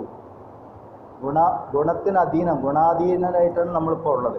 സത്വഗുണം, രജോ ഗുണം, തമോ ഗുണത്തിന് അധീനരായിട്ടാണ് ജീവിതം. എന്ത് വേണം? ഗുണാതീതമായ അവസ്ഥയിലേക്ക്. ത്രിഗുണങ്ങൾ എവിടെ നിന്നുണ്ടായോ അതിനും അപ്പുറത്തേക്ക് മാറും. അതെവിടെ നിന്നുണ്ടായത്? മായയിൽ നിന്നാണ്. ഇത് കുറച്ചുകൂടി വിശദമായിട്ട് പഠിക്കട്ടോ നമ്മൾ. ബൗൺസർ പോക്കും അങ്ങനെ പറയണമെങ്കിൽ. പക്ഷെ പലരും കുറേയൊക്കെ കേട്ട് പരിചയമുള്ളവരുണ്ടാവും ഇവിടെ. എന്നാലും മായയുടെ 3 ഭാഗമാണ് സത്വം, രജസ്, തമസ്. അപ്പം ഭഗവാൻ ത്രിഗുണാതീതമായിട്ട് മാറൂ എന്ന് പറയുമ്പോൾ മായയ്ക്കും അപ്പുറം മായാശക്തിയെയും അധികരിക്കൂ. മായാശക്തിയെ നമ്മളെങ്ങനെയാണ് അനുഭവിക്കുന്നത്? എന്താണ് ഈ മായ? എല്ലാവർക്കും വലിയ പ്രശ്നമാണ്. മായ കുറേ കേട്ടിട്ടുണ്ട്. മായയെ നമ്മൾ അനുഭവിക്കുന്നത് മനസ്സായിട്ടാണ്. നമ്മളുടെ വ്യക്തിരൂപത്തിൽ മായയെ നമ്മൾ അനുഭവിക്കും. മനസ്സുണ്ടോ എല്ലാവർക്കും? അത് തന്നെ മായ. മനസ്സുണ്ടെങ്കിലേ സൃഷ്ടിയുള്ളൂ. മനസ്സില്ലാത്തപ്പോൾ സൃഷ്ടിയില്ല. നല്ല ഉറക്കത്തിൽ മനസ്സ് ഉറങ്ങിക്കിടക്കുമ്പോൾ ഒരു ലോകവുമില്ല. നമ്മളുണ്ടോയെന്ന് പോലും അറിയില്ല. മനസ്സ് ഉണരുമ്പോൾ സൃഷ്ടി ഉണരും. അപ്പോൾ നമ്മളൊക്കെ മായയെ അനുഭവിക്കുന്നത് മനസ്സായിട്ടാണ്. മനസ്സെന്താണെന്ന് ഇതുവരെ ആരും പറഞ്ഞിട്ടില്ല. ഇത്രയൊക്കെ മനഃശാസ്ത്രജ്ഞന്മാർ ഈ ഭൂമിയിലുണ്ട്. എവിടെ പോയി കഴിഞ്ഞാൽ ഒരു കൗൺസിലിംഗ് ഉണ്ട്, സൈക്കോളജി ഉണ്ട്, അതുണ്ട്, ഇതുണ്ട്. എത്രയോ ആയിരക്കണക്കിന് പുസ്തകമുണ്ട് മനസ്സിനെ സംബന്ധിച്ച്. ഒരു സ്ഥലത്ത് പോലും മനസ്സിനെ വ്യക്തമായിട്ട് നിർവചിച്ചിട്ടില്ല. മനസ്സിനെ നിർവചിക്കണമെങ്കിൽ ഉപനിഷത്ത് പഠിക്കണം. ഉപനിഷത്തുക്കളിൽ വ്യക്തമായിട്ട് നിർവചിച്ചിട്ടുണ്ട്. ഇതാണ് മനസ്സ്. അതിൻ്റെ ചെറിയ ചെറിയ കഷ്ണങ്ങൾ നമ്മൾ അനുഭവിക്കുന്ന മനസ്സ്, വ്യഷ്ടി മനസ്സ്, എല്ലാ മനസ്സും കൂടി ചേരുമ്പോൾ സമഷ്ടി മനസ്സ് എന്ന് പറയും. അതിനെ പുരാണത്തിൽ പറയുന്ന പേരാണ് ബ്രഹ്മാവ്. സമഷ്ടി മനസ്സ്. നമ്മളുടെ മനസ്സൊക്കെ നമ്മളുടെ ബ്രഹ്മാവാണ്. എല്ലാവരും ഉള്ളൊരു ചെറിയ ചെറിയ ബ്രഹ്മാവുണ്ട്. ആ ബ്രഹ്മാവ് അവിടെ നിന്ന് സങ്കല്പിക്കും. നീ ഗീതാ ക്ലാസ്സിലേക്ക് പോയിക്കോ, ഗീതാ ക്ലാസ് ഉണ്ടാവട്ടെ. നമ്മളുടെ ഉള്ളിലെ ബ്രഹ്മാവ് സങ്കല്പിച്ചു, നമ്മളിവിടെ എത്തിച്ചേരും. ഇവിടുന്ന് ഇറങ്ങുമ്പോൾ ബ്രഹ്മാവ് എന്താണോ സങ്കല്പിക്കുന്നത് നമ്മൾ ആ ഭാഗത്തേക്ക്, കൊൽസേവാടിയാണ് സങ്കല്പിക്കുന്ന ആൾ കൊൽസേവാടിയിലേക്ക് പോകും. വേറെ എന്തെങ്കിലും സങ്കല്പിക്കണമെങ്കിൽ നമ്മൾ അങ്ങോട്ട് പോകും. ആ അനുഭവം രൂപപ്പെടും. നമ്മളുടെ ഉള്ളിൽ ബ്രഹ്മാവ സങ്കല്പിക്കണേ. അതുകൊണ്ട് ബ്രഹ്മാവിനെ അധികം പൂജിക്കാത്ത, ബ്രഹ്മാവിൻ്റെ ക്ഷേത്രങ്ങളൊക്കെ കുറവാണ്. കാരണം സൃഷ്ടി ആർക്കും ഇഷ്ടമല്ല, എല്ലാവരും സൃഷ്ടിയിൽ നിന്ന് രക്ഷപ്പെടാൻ നടക്കുന്നവരാണ്. ബ്രഹ്മാവിനധികം പൂജിക്കില്ല, വളരെ കുറവാണ്. അതിന് പലരും ഒരുപാട് ഐതിഹ്യങ്ങളിൽ കൂടെയൊക്കെ പറയും ബ്രഹ്മാവിന് ശാപം കിട്ടി. അങ്ങനെ സംഭവം ഇത്രയേ ഉള്ളൂ. നമ്മൾ മനസ്സിന് അപ്പുറത്തേക്ക് പോകണം. അതാണ് ഭഗവാൻ പറയുന്നത്. നമ്മളൊക്കെ അർജുനന്മാരായ സ്ഥിതിക്ക് ഈ സാധനങ്ങളൊക്കെ ചെയ്യുന്നത്, ഈ പുസ്തകമൊക്കെ പഠിക്കുന്നതും മനസ്സിനെ കീഴടക്കാൻ വേണ്ടി, അല്ലെങ്കിൽ മനസ്സിന് അപ്പുറത്തേക്ക് പോകാൻ വേണ്ടി. ഇതെപ്പോഴും ഓർമ്മിച്ചു വെക്കണം. മനസ്സിനപ്പുറത്തേക്ക് എങ്ങനെ പോകും? ഇനി അതൊന്നും പൂതനാമോക്ഷം കഥയൊക്കെ കേൾക്കുന്നത്. പൂതന ആരായിരുന്നു? ഞങ്ങൾ തൊട്ടപ്പുറം താമസിക്കുന്നതാണ്. അതിൻ്റെ സ്വഭാവം കണ്ടറിയ പൂതനാമോക്ഷം ഭഗവാനെ പാല് കൊടുത്ത് കൊല്ലാൻ വേണ്ടി വന്ന ആളാണ് പൂതന. ഈ പൂതന തന്നെയാണ് ഈ പറയുന്ന നമ്മൾ വിഷയഭോഗങ്ങളിലേക്ക് കൊണ്ടുപോയിട്ട് കൊല്ലാൻ ശ്രമിക്കുന്ന ആൾ. എന്ത് വേണം? വിഷയങ്ങളില്ലാതെ നമുക്ക് ജീവിക്കാൻ പറ്റില്ലല്ലേ? ഭക്ഷണത്തിന് ഭക്ഷണം തന്നെ കഴിക്കണം, ഇല്ല ജീവിക്കണ്ടേ? വിഷയഭോഗങ്ങളെ ആശ്രയിച്ചാൽ തന്നെ ജീവിതം നടക്കുള്ളൂ. ഭഗവാൻ എന്ത് ചെയ്തു? പൂതനയെ കൊന്നു. എങ്ങനെ കൊന്നു? പാല് കുടിച്ചിട്ട് തന്നെ കൊന്നു. വിഷയഭോഗങ്ങളാകുന്ന ഈ ലോകത്തിനെ അനുഭവിച്ചുകൊണ്ട് തന്നെ വേണം ലോകത്തിന് അപ്പുറത്തേക്ക് പോകാൻ. ഇതാണ് ഈ കഥയിൽ പറഞ്ഞിരിക്കുന്നത്. പൂതനാമോക്ഷം നമ്മൾ എത്രയോ പ്രാവശ്യം കേട്ടതാണ്. ഈ സിമ്പിൾ കാര്യം അതിൽ പറഞ്ഞു. അപ്പോൾ ഞാനിങ്ങനെ വന്ന് പെട്ടുപോയല്ലോ ഭഗവാനെ, ഇങ്ങനെയൊക്കെ അറിയേണ്ട ആവശ്യമില്ല. ഇത് നമുക്ക് ആവശ്യമാണ്. എന്തിനാ ഇത് ആവശ്യം? നമ്മളുടെ കർമ്മവാസനകളെ ക്ഷയിപ്പിച്ച് കളയാൻ ഈ അനുഭവ മണ്ഡലം. അമ്മയാവാം, കുട്ടിയാവാം, അമ്മായിയാവാം, പെങ്ങളാവാം, ഓരോ റോളാണ് എല്ലാവരും. ഇത് നമുക്ക് ആവശ്യമാണ്. ഇതൊക്കെ ഒരു യുദ്ധമാണ്. ഈ യുദ്ധം വരുന്നത് ഈ അനുഭവത്തിൽ കൂടെ മുന്നോട്ട് പോകുമ്പം ആ കർമ്മവാസനകൾ അത്രയും കുറഞ്ഞിരിക്കും. കർമ്മവാസനകൾ കുറയുമ്പോഴേ യുദ്ധം ജയിക്കും മോക്ഷത്തിലേക്ക്. ഇപ്പം ഈ ലോകത്തിൽ പെട്ടുപോയല്ലോ എന്നൊന്നും വിചാരിക്കേണ്ട. പലർക്കും ഒരുപാട് ദുഃഖങ്ങളുണ്ട്. വളരെ വിഷമിച്ചിരിക്കുമ്പോൾ ചിലപ്പോൾ ഭയങ്കര ട്രാജഡിയൊക്കെ വന്ന് വീഴും. അപ്പോൾ ഉടനെ ഈ തത്വം ഓർമ്മ വരണം, എനിക്ക് ഇപ്പം ഇതിൻ്റെ ആവശ്യമുണ്ട്, അതുകൊണ്ട് അത് വന്ന് വീഴണം. പലരും ഇടയ്ക്ക് വിളിച്ചിട്ട് ഈ കുട്ടികളില്ലാത്തവർ അനവത്യ ദുഃഖം, എന്താ അങ്ങനെ അനവത്യതാ ദുഃഖം, അങ്ങനെ എന്തൊക്കെയോ പറയും. അവർക്ക് വലിയ വിഷമമാണ്, ഡിപ്രഷൻ. ഇവിടെയൊക്കെ ഉണ്ട് ചിലർ. ഇന്നാളൊരു സ്ത്രീ 3-4 കൊല്ലമായി കയറെടുത്തു. അപ്പോൾ അന്വേഷിച്ച് നോക്കിയപ്പോൾ കുട്ടിയില്ല എന്നുള്ള വിഷമം. അപ്പോൾ പിന്നെ അവരോട് കാര്യങ്ങളൊക്കെ പറഞ്ഞു. ഇപ്പോൾ ഓക്കെയാണ്, കുറേ അമ്പലത്തിലൊക്കെ തൊഴാൻ വരാറുണ്ടായി. സംഗതി പറഞ്ഞു. അപ്പോൾ എന്താണ് അവർക്ക് ആ അച്ഛനും അമ്മയും ആവുക എന്നുള്ള കർമ്മവാസനകൾ അതവർ ക്രോസ് ചെയ്ത് കഴിഞ്ഞു. ഏതൊക്കെയോ ജന്മത്തിൽ അനുഭവിച്ച് കഴിഞ്ഞു. അവർക്ക് ഇനി അച്ഛനും അമ്മയും ആവേണ്ട ആവശ്യമില്ല. പ്രൊമോട്ടഡാണ്. നെക്സ്റ്റ് ലെവലിലേക്ക് അവർക്ക് പ്രൊമോഷൻ കിട്ടി. ഇല്ല, ഇപ്പോൾ 10ാം ക്ലാസ്സിലത്തെ ഒരു കുട്ടി എനിക്ക് 8ാം ക്ലാസ്സിൽ പോയി ഇരിക്കണം പറഞ്ഞാൽ ശരിയാകുമോ? അതില്ല. ഭഗവാൻ പറഞ്ഞ് 10ാം ക്ലാസ്സിലേക്ക് പാസ്സായി, അവിടെ ഇരിക്കും. അപ്പോൾ 10ാം ക്ലാസ്സിൽ ചിലപ്പോൾ തല്ലണ മാഷുമാരുണ്ടാവും. അടി വാങ്ങിയാണ് നിവൃത്തിയില്ല. 10ാം ക്ലാസ്സിൽ 8ാം ക്ലാസ്സിൽ എന്തിനാണ് ജയിച്ചതെന്ന് ചോദിക്കാൻ പറ്റില്ല, നിവൃത്തിയില്ല. അപ്പോൾ ഇങ്ങനെ ജീവിതത്തിൽ അനുഭവങ്ങൾ വരുമ്പോൾ നമ്മൾ ഈ തലത്തിൽ, ആധ്യാത്മികമായ തലത്തിൽ വേണം അതിനെ മനസ്സിലാക്കാൻ. എനിക്ക് ഇപ്പോൾ ഇവിടെ ഇതിൻ്റെ ആവശ്യം ഉണ്ട്. പ്രകൃതിയുടെ തീരുമാനം അതാണ്. ഞാൻ അതിനെ സ്വീകരിക്കണം, അതിനെ വേണ്ട വിധത്തിൽ കൈകാര്യം ചെയ്യുന്നു. അപ്പോൾ ദൈവത്തിനെ കുറ്റം പറയാം, അത് അനുഗ്രഹമാണ്. എത്ര ദുഃഖമായാലും സുഖമായാലും ദൈവാനുഗ്രഹം എപ്പോഴും 24/7. അതാണ് നമ്മൾ എപ്പോഴും ആലോചിക്കാറ്. ഇതൊക്കെ ഇവിടെ പറഞ്ഞു. ത്രിഗുണങ്ങൾക്ക് അപ്പുറം പോകാൻ നമ്മൾ സകല അനുഭവങ്ങളെയും സാക്ഷിഭാവത്തിൽ കാണാൻ ശ്രമിക്കൂ. എന്നിട്ട് ഭഗവാൻ തത്വം പറഞ്ഞു തരുന്നു. നീ ത്രിഗുണങ്ങൾക്ക് അതീതനാകുന്നു, നീ മായയ്ക്ക് അതീതനാകുന്നു. മായയ്ക്ക് അതീതൻ ആരാണ്? പരമാത്മാവ്. പരമാത്മാവിൻ്റെ ശക്തിക്കാണ് മായ എന്ന് പറയുന്നത്. പരമാത്മാവിൻ്റെ അണ്ടറിലാണ് മായ. നമ്മളൊക്കെ മായയുടെ അണ്ടറിലാണ്. അതുകൊണ്ട് പരമാത്മാവിനെ കാണാൻ വലിയ ബുദ്ധിമുട്ടാണ്. പരമാത്മാവിനെ കാണണമെങ്കിൽ മായ കൂട്ടുപിടിക്കണം. മായ കൂട്ടുപിടിച്ചാൽ അപ്പുറം പോകാൻ പറ്റും. 2 വിധത്തിലും മനസ്സിനെ നമ്മൾ ബന്ധിക്കുന്നതും മോക്ഷം നൽകുന്നതും മായയാണ്. അമ്മ മന്ത്രം കൊടുക്കുമ്പോൾ, ഭഗവാന്റെ മന്ത്രമൊക്കെ കൊടുക്കുമ്പോൾ അമ്മ ലളിതാ സഹസ്രനാമം ഡെയിലി വായിക്കാൻ പറയും. പറയും കാര്യം യാത്രയിൽ ബുദ്ധിമുട്ടുണ്ട്, അപ്പോൾ ദേവി എന്നെ അനുഗ്രഹിക്കണം, ഇങ്ങനെ പറയും. ലളിതാ സഹസ്രനാമം മുടക്കരുത് പറയും. അപ്പോൾ വേണ്ടത് വേണ്ട സമയത്ത് വേണ്ട പോലെ വന്നുകൊണ്ടിരിക്കും. അതാണ് ലളിതാ സഹസ്രനാമത്തിൻ്റെ ഗുണം. എന്നെന്ത് പറഞ്ഞു? ദ്വന്ദ്വങ്ങൾ ബാധിക്കാത്തവൻ. എന്താണ് ദ്വന്ദ്വം പറഞ്ഞാൽ? എക്സ്ട്രീം ആയിട്ടുള്ള അനുഭവം, രണ്ട് ഓപ്പോസിറ്റ് ആയിട്ടുള്ള അനുഭവങ്ങൾ. സുഖം ദുഃഖം, ലാഭം നഷ്ടം, ഉഷ്ണം ശീതം, ജയം പരാജയം, ആശ നിരാശ. ഇതെല്ലാം കൂടി ഒരു അവിയൽ പരിവാകുമ്പം നമ്മൾ പറയും ജീവിതം. എല്ലാവരുടെ ജീവിതത്തിലും ഇതുണ്ട്. എനിക്ക് ജയം മാത്രമേ ഉണ്ടാവൂ, ഒരു രക്ഷയില്ല. ജയമുണ്ടോ പരാജയമുണ്ട്, അല്ലേ? അങ്ങനെയാണ്. ജനനമുണ്ടോ മരണമുണ്ട്, ലാഭമുണ്ടോ നഷ്ടമുണ്ട്, എല്ലാത്തിനുണ്ട്. ഈ ഓപ്പോസിറ്റ് അനുഭവങ്ങൾ എല്ലാവരുടെ ജീവിതത്തിലുണ്ട്. ഭഗവാൻ പറയുന്നു, നീ ഇതിനാൽ ബാധിക്കപ്പെടാത്തവനായി മാറും, ഇതിനപ്പുറം പോകും. ഇതില്ലാതിരിക്കട്ടെ പറഞ്ഞില്ലേ? ഇത് ബാധിക്കുമ്പോഴും ഇതിനാൽ ബാധിക്കപ്പെടാതിരിക്കണം. മഴ പെയ്യുന്നുണ്ട്, ഞാൻ നനയട്ടെ പറയണ്ട, മഴ പെയ്യുമ്പോൾ ഒരു കുടയും നിർത്തിയിട്ട് പോകും. കുട നിവർത്താനുള്ള സ്വാതന്ത്ര്യം തന്നിട്ടുണ്ട്, കുടയും തന്നിട്ടുണ്ട്. അത് നിവർത്തണോ വേണ്ടതെന്നുള്ളത് നമ്മളെ ഇഷ്ടമാണ്. മഴ നനഞ്ഞു പോകാൻ നല്ല സുഖമാണ്, ഓക്കെ നനഞ്ഞു പോയിക്കോളൂ. മഴ നനയാതെ പോട്ടെ, ഓക്കെ നനയാണ്ട് പോയിക്കോളൂ. രണ്ടിനും ഭഗവാൻ സമ്മതമാണ്. ഭഗവാൻ ഈ പറയുന്നുണ്ട്, നീ എന്നെ എപ്രകാരം വിചാരിക്കുന്നു അപ്രകാരം ഞാൻ അനുഗ്രഹിക്കുന്നു.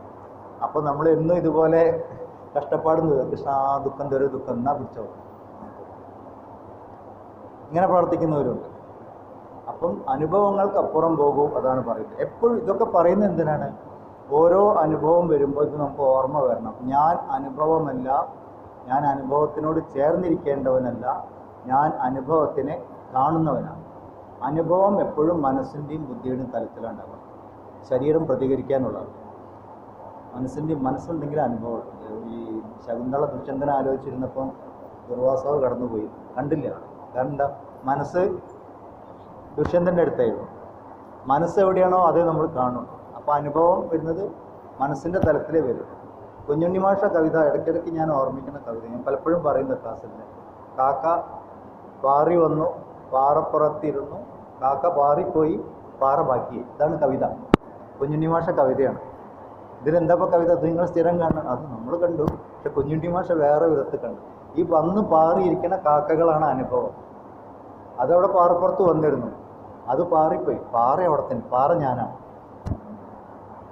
ഞാനാകുന്ന പാറയിൽ അനുഭവങ്ങൾ വന്നു നിന്നു പാറിപ്പോയി, ഞാനവിടെയുണ്ട്. ഇങ്ങനെ അനുഭവത്തിനെ കാണാൻ തുടങ്ങുമ്പോൾ ഭഗവാൻ നമ്മളോടൊപ്പം ഉണ്ട്, അല്ലേ? കഴിഞ്ഞ ക്ലാസ്സിൽ ഇവിടെ ആരോ ചോദിച്ചു, ഭഗവാൻ എന്തിനെപ്പോഴും ദൂരെ പോയിരിക്കുന്നു? ഭഗവാൻ എപ്പോഴും അർജുനോടൊപ്പമായിരുന്നല്ലോ, എന്താ നമ്മളോടൊപ്പം ഇല്ലാത്തത്? നമ്മൾ അർജുനാന്ന് ഭഗവാൻ ആദ്യം പറഞ്ഞു കഴിഞ്ഞു. അർജുനൊന്നും തിരിഞ്ഞു നോക്കണ്ടെങ്കിൽ പിന്നിൽ മൂപ്പരുണ്ടോയെന്ന് അപ്പോൾ കാണാം, ആ അവിടെ ഉണ്ടല്ലോ. ഭഗവാൻ എപ്പോഴും നമ്മളൊപ്പം ഉണ്ട്, നമ്മളുടെ ഉള്ളിലുണ്ട്, നമ്മളുടെ ഹൃദയത്തിലാണ്. സർവസ്യജാഹം ഹൃദി സന്നിവിട്ട് എപ്പോഴും ഓർമ്മിക്കണം, എൻ്റെ ഉള്ളിൽ ഈശ്വരശക്തി ഉള്ളത് കൊണ്ടാണ് ഈ അനുഭവങ്ങളൊക്കെ ഞാൻ കാണുന്നത്. ഈ ശരീരത്തിൽ ശ്വാസോച്ഛ്വാസം നടക്കുന്നത് ശരീരത്തിൽ ഈശ്വരശക്തി ഉള്ളത് കൊണ്ടാണ്. ഞാൻ കഴിച്ച ഭക്ഷണം ദഹിക്കുന്നത് ശരീരത്തിൽ ഈശ്വരശക്തി ഉള്ളതുകൊണ്ടാണ്, അല്ലേ? കണ്ണ് കാണുന്നു, ചെവി കേൾക്കുന്നു, എല്ലാം ഞാനെല്ലാം അറിയുന്നു, ഈശ്വരശക്തി ഉള്ളതുകൊണ്ടാണ്. അതുകൊണ്ട് ഈശ്വരൻ എന്നിൽ നിന്ന് ദൂരെയാണോ എന്ന് ചോദിച്ചാൽ അല്ല, ഞാൻ ഈശ്വരനിലാണ്. എപ്പോഴും അങ്ങനെ ആലോചിക്കാം, ഞാൻ ഭഗവാന്റെ ഉള്ളിലാണ്. അതുകൊണ്ട് എനിക്ക് ഭഗവാനെ കാണാൻ പറ്റുന്നില്ല. നമ്മളിപ്പോൾ ഒരു ഗുഹയ്ക്കകത്ത് കയറിപ്പോയി എന്ന് വിചാരിക്കും, നമുക്ക് ഗുഹ കാണില്ല. കാരണം എന്താണ്? നമ്മൾ അതിൻ്റെ ഉള്ളിലാണ്. നമുക്കിപ്പോൾ ഈ അമ്പലം കാണാൻ പറ്റുന്നുണ്ടോ? ഇല്ല, നമ്മളിതിൻ്റെ ഉള്ളിലാണ്. ഈ അമ്പലം കാണണമെങ്കിൽ പുറത്ത് താഴെ ഇറങ്ങിപ്പോയിരിക്കും, അല്ലെങ്കിൽ അവിടെ ഗ്രൗണ്ടിൽ പോയി നിന്ന് നോക്കണം, അപ്പോഴേ കാണും. ഇതിൻ്റെ പുറത്ത് പോകണം, എന്നാലേ നമുക്കിത് കാണാൻ പറ്റുമോ. അപ്പോൾ ദൈവത്തിനെ കാണണമെങ്കിൽ എന്ത് വേണം? ദൈവത്തിൻ്റെ പുറത്ത് പോകണം. ദൈവത്തിൻ്റെ പുറത്ത് പോകാൻ പറ്റുമോ? ഇല്ല, ദൈവം സർവ്വവ്യാപിയാണ്, ദൈവത്തിൻ്റെ പുറത്ത് പോകാൻ പറ്റില്ല. അപ്പോൾ നമുക്ക് ആകെക്കൂടെ എന്താ ചെയ്യാൻ പറ്റുക?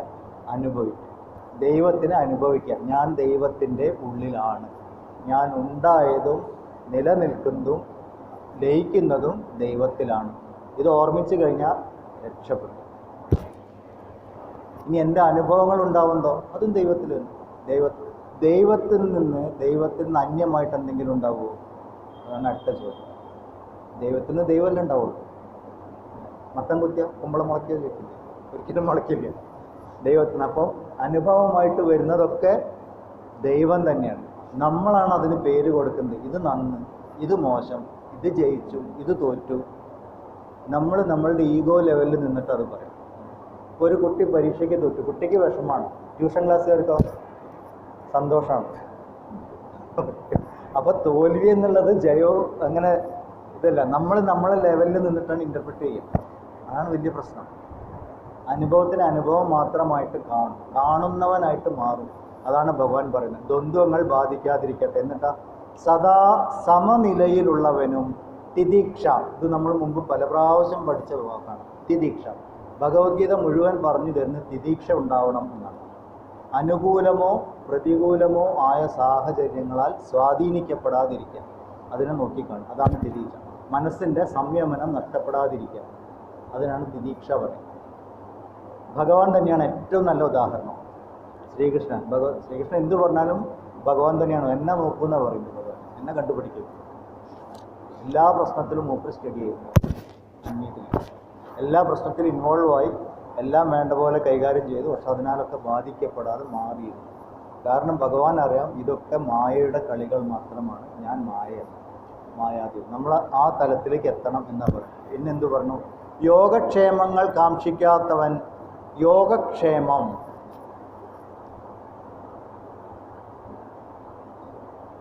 അനന്യാസ് ചിന്തയന്തോ മാം യേജന പര്യുപാസതേ തേഷാം നിത്യാഭിയുക്താനാം യോഗക്ഷേമം വഹാമ്യഹം.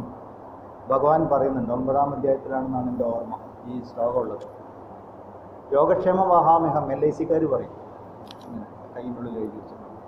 യോഗവും ക്ഷേമവും ഞാൻ തരാം. എങ്ങനെയാണെങ്കിൽ മറ്റൊരു ചിന്തയും ഇല്ലാതെ എന്നെ തന്നെ ഓർമ്മിച്ചിരിക്കുകയാണെങ്കിൽ, നിരന്തര സ്മരണയുണ്ടെങ്കിൽ നിൻ്റെ യോഗവും ക്ഷേമവും ഞാൻ നോക്കിക്കോളാം. ഗ്യാരണ്ടി.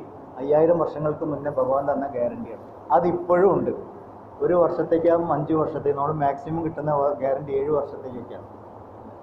ഭഗവാന്റെ ഗ്യാരണ്ടി എപ്പോഴും ഉണ്ട്.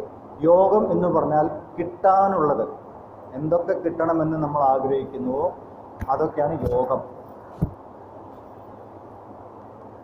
ക്ഷേമം എന്ന് പറഞ്ഞാൽ കിട്ടിയതിനെ നിലനിർത്തുന്നത്. കിട്ടിയാൽ മാത്രം പോരാ, നിലനിർത്താൻ കൂടി പഠിക്കണം. 1,00,000 രൂപ കിട്ടട്ടെ, 1,00,000 രൂപ കിട്ടട്ടെ, അതിനായിട്ട് പ്രയത്നിച്ചു. യോഗം വന്നു, 1,00,000 രൂപ കിട്ടി. കിട്ടിയ വഴിക്ക് അടിച്ചു പൊളിച്ചു. ക്ഷേമം ഉണ്ടായില്ല, അത് പോയി. അപ്പോൾ കിട്ടിയതിനെ നിലനിർത്താനും കൂടി പഠിക്കണം. അറിവ്, നമ്മൾ അറിവിനെ ആഗ്രഹിച്ചു, അറിവ് വരാൻ തുടങ്ങി. അതിനെ നിലനിർത്തിയിട്ടില്ലെങ്കിലോ നശിച്ചു പോകും. രാവണനൊക്കെ അറിവില്ലാത്തതിൻ്റെ പ്രശ്നമൊന്നുമല്ല, അറിവിനെ വേണ്ട വിധത്തിൽ പ്രയോഗിക്കാത്തതിൻ്റെ പ്രശ്നമായി. എല്ലാവർക്കും ഈ പറഞ്ഞ എല്ലാവർക്കും. ദുര്യോധനും അങ്ങനെ തന്നെ. ദുര്യോധന അറിവില്ലായിട്ടൊന്നുമല്ല, ശ്രീകൃഷ്ണനോട് എന്താ മുഖത്തോട് മുഖം നോക്കി പറഞ്ഞു, എന്താ ചെയ്യേണ്ടതെന്ന് എനിക്കറിയാം, എനിക്ക് ചെയ്യാൻ പറ്റുന്നില്ല. എന്താ ചെയ്യാൻ പാടില്ലാത്തതെന്ന് അറിയാം, പക്ഷെ എനിക്ക് ചെയ്യാതിരിക്കാൻ പറ്റുന്നില്ല. ഭഗവാൻ പറഞ്ഞു, ഞാൻ വഴി, എൻ്റെ ആവശ്യമില്ല. കീഴടങ്ങി വിധിക്ക്. അർജുനന് സെയിം പ്രശ്നം ഉണ്ടായി. അർജുനനും പോയിട്ട് പറഞ്ഞു, ആര് പറഞ്ഞിട്ടാണ് ഈ പാപം ചെയ്യേണ്ടി വരുന്നത്, എനിക്ക് പറ്റുന്നില്ല. അപ്പോൾ ഭഗവാൻ പറഞ്ഞു, വഴി ഞാൻ പറഞ്ഞു. അർജുനൻ കേൾക്കാൻ തയ്യാറായി. അർജുനൻ രക്ഷപ്പെട്ടു. രണ്ടാളും പ്രശ്നം സെയിം ആയിരുന്നു. ഒരാൾ കേൾക്കാൻ തയ്യാറായി, രക്ഷപ്പെട്ടു. ഒരാൾ കേൾക്കാൻ തയ്യാറായില്ല, പോയി. നമ്മളൊക്കെ പ്രശ്നം അതാണ്. നമുക്കറിയാം എന്താണ് ചെയ്യേണ്ടത്, എന്താ ചെയ്യാൻ പാടില്ലാത്തത്. പക്ഷെ പലപ്പോഴും നമ്മൾ ചെയ്യാൻ പാടില്ലാത്തത് പോയി. ഇന്നത്തെ ദിവസം ചെയ്യേണ്ട കാര്യം മാറ്റി വെക്കും. ഒരു ദിവസത്തെ, ഈ ഒരു ദിവസത്തേക്ക് ചെയ്യുമ്പോൾ മനസ്സിന് അത്രയും സ്ട്രോങ് ആവും. നമ്മൾ ഓരോ കാര്യം ചെയ്യുമ്പോഴും വീണ്ടും വീണ്ടും അത് ചെയ്യാനുള്ള ടെൻഡൻസി കൂടി വരും. ഒരു ഭഗവത്ഗീത ക്ലാസ് മുടക്കി അടുത്ത പ്രാവശ്യം മനസ്സ് 2 പ്രാവശ്യം ചോദിക്കും, ഒന്ന് പോകണം. അപ്പോൾ അന്ന് നമ്മൾ പോണ്ട എന്നാണ് വിചാരിക്കണമെങ്കിൽ അതിൻ്റെ അടുത്ത ആഴ്ച ചെയ്യുമ്പോഴേക്കും മനസ്സ് ഒന്നും കൂടി സ്ട്രോങ് ആയി. പോവാതിരിക്കാൻ. പിന്നെ പോവാതിരിക്കാനുള്ള കാരണം തരികയല്ലേ, ഇന്ന് ആരോ വരാണ്ടല്ലോ, ആരും വരാണ്ടാവില്ല, ഇന്ന് ആരോ വരാണ്ടല്ലോ പണ്ട് പറഞ്ഞു. ഞാനന്ന് ഗീതാ ക്ലാസ് പോകണ്ടെന്നുള്ള തീരുമാനമുള്ളത്. പോകണമെന്നാണ് തീരുമാനിച്ചല്ലോ, ആര് വന്നാലും ഇവിടെ ഇരിക്കാൻ പറയട്ടോ, ഞാനൊരു 10:45 വരാം. അവിടെ ഭഗവാൻ ജയിച്ചു, മറ്റേടത്ത് ഭഗവാൻ തോറ്റു. ഭഗവാനെ ജയിപ്പിച്ചതും തോൽപ്പിച്ചതും നമ്മൾ ഓർമ്മിച്ചു. യോഗക്ഷേമം, കിട്ടിയത് നിലനിർത്തുക. എന്നിട്ട് എന്ത് വേണം? ആത്മനിഷ്ഠ. യോഗക്ഷേമം കാക്ഷിക്കാത്തവനായിരിക്കണം എന്നവർ. കാക്ഷിക്കുക എന്ന് പറഞ്ഞാൽ ആഗ്രഹിക്കാത്തവൻ. സകാമമായിട്ട്, കാമങ്ങൾ ആഗ്രഹിച്ചുകൊണ്ട് കർമ്മങ്ങൾ ചെയ്യാത്തവനായി മാറുക. നിഷ്കാമമായിട്ട് ജീവിക്കുക. ആഗ്രഹപൂർത്തിക്കല്ലാതെ കർമ്മവാസനാക്ഷയം ലക്ഷ്യമാക്കി ജീവിക്കുക. നമ്മൾ കുറച്ചും കൂടി വിശദമായിട്ട് പഠിക്കണം. 3, 4, 5 അധ്യായം ആ ക്ലാസ് ഒരിക്കലും മിസ്സാക്കരുത്. അതിലാണ് നമ്മുടെ ലൈഫ് സെറ്റാവുന്നത്. പിന്നെ എന്ത് വേണം? ആത്മനിഷ്ഠനായിത്തീരുക. ആത്മനിഷ്ഠൻ, എപ്പോഴും ആത്മബോധത്തിലിരിക്കുക. ഞാൻ ദേഹമല്ല, മനസ്സല്ല, ബുദ്ധിയല്ല, ഇതിനെല്ലാം ചൈതന്യവത്താക്കുന്ന ആത്മാവാണ് എന്ന ബോധം നിരന്തരം ഓർമ്മിച്ചുകൊണ്ടിരിക്കുക. നമ്മൾ എന്താണോ ഓർമ്മിക്കുന്നത് അതായി തീരും, അങ്ങനെ പറഞ്ഞിരിക്കുന്നത്. അല്ല ഈ ഭാഗവത്തിൽ 24 ഗുരുവിലൊന്ന് ഈ എന്താണ് ആ പ്രാണീൻ്റെ പേര്, മണ്ണ് കൊണ്ടുപോയിട്ട് വേട്ടാവല്ലേ, അത്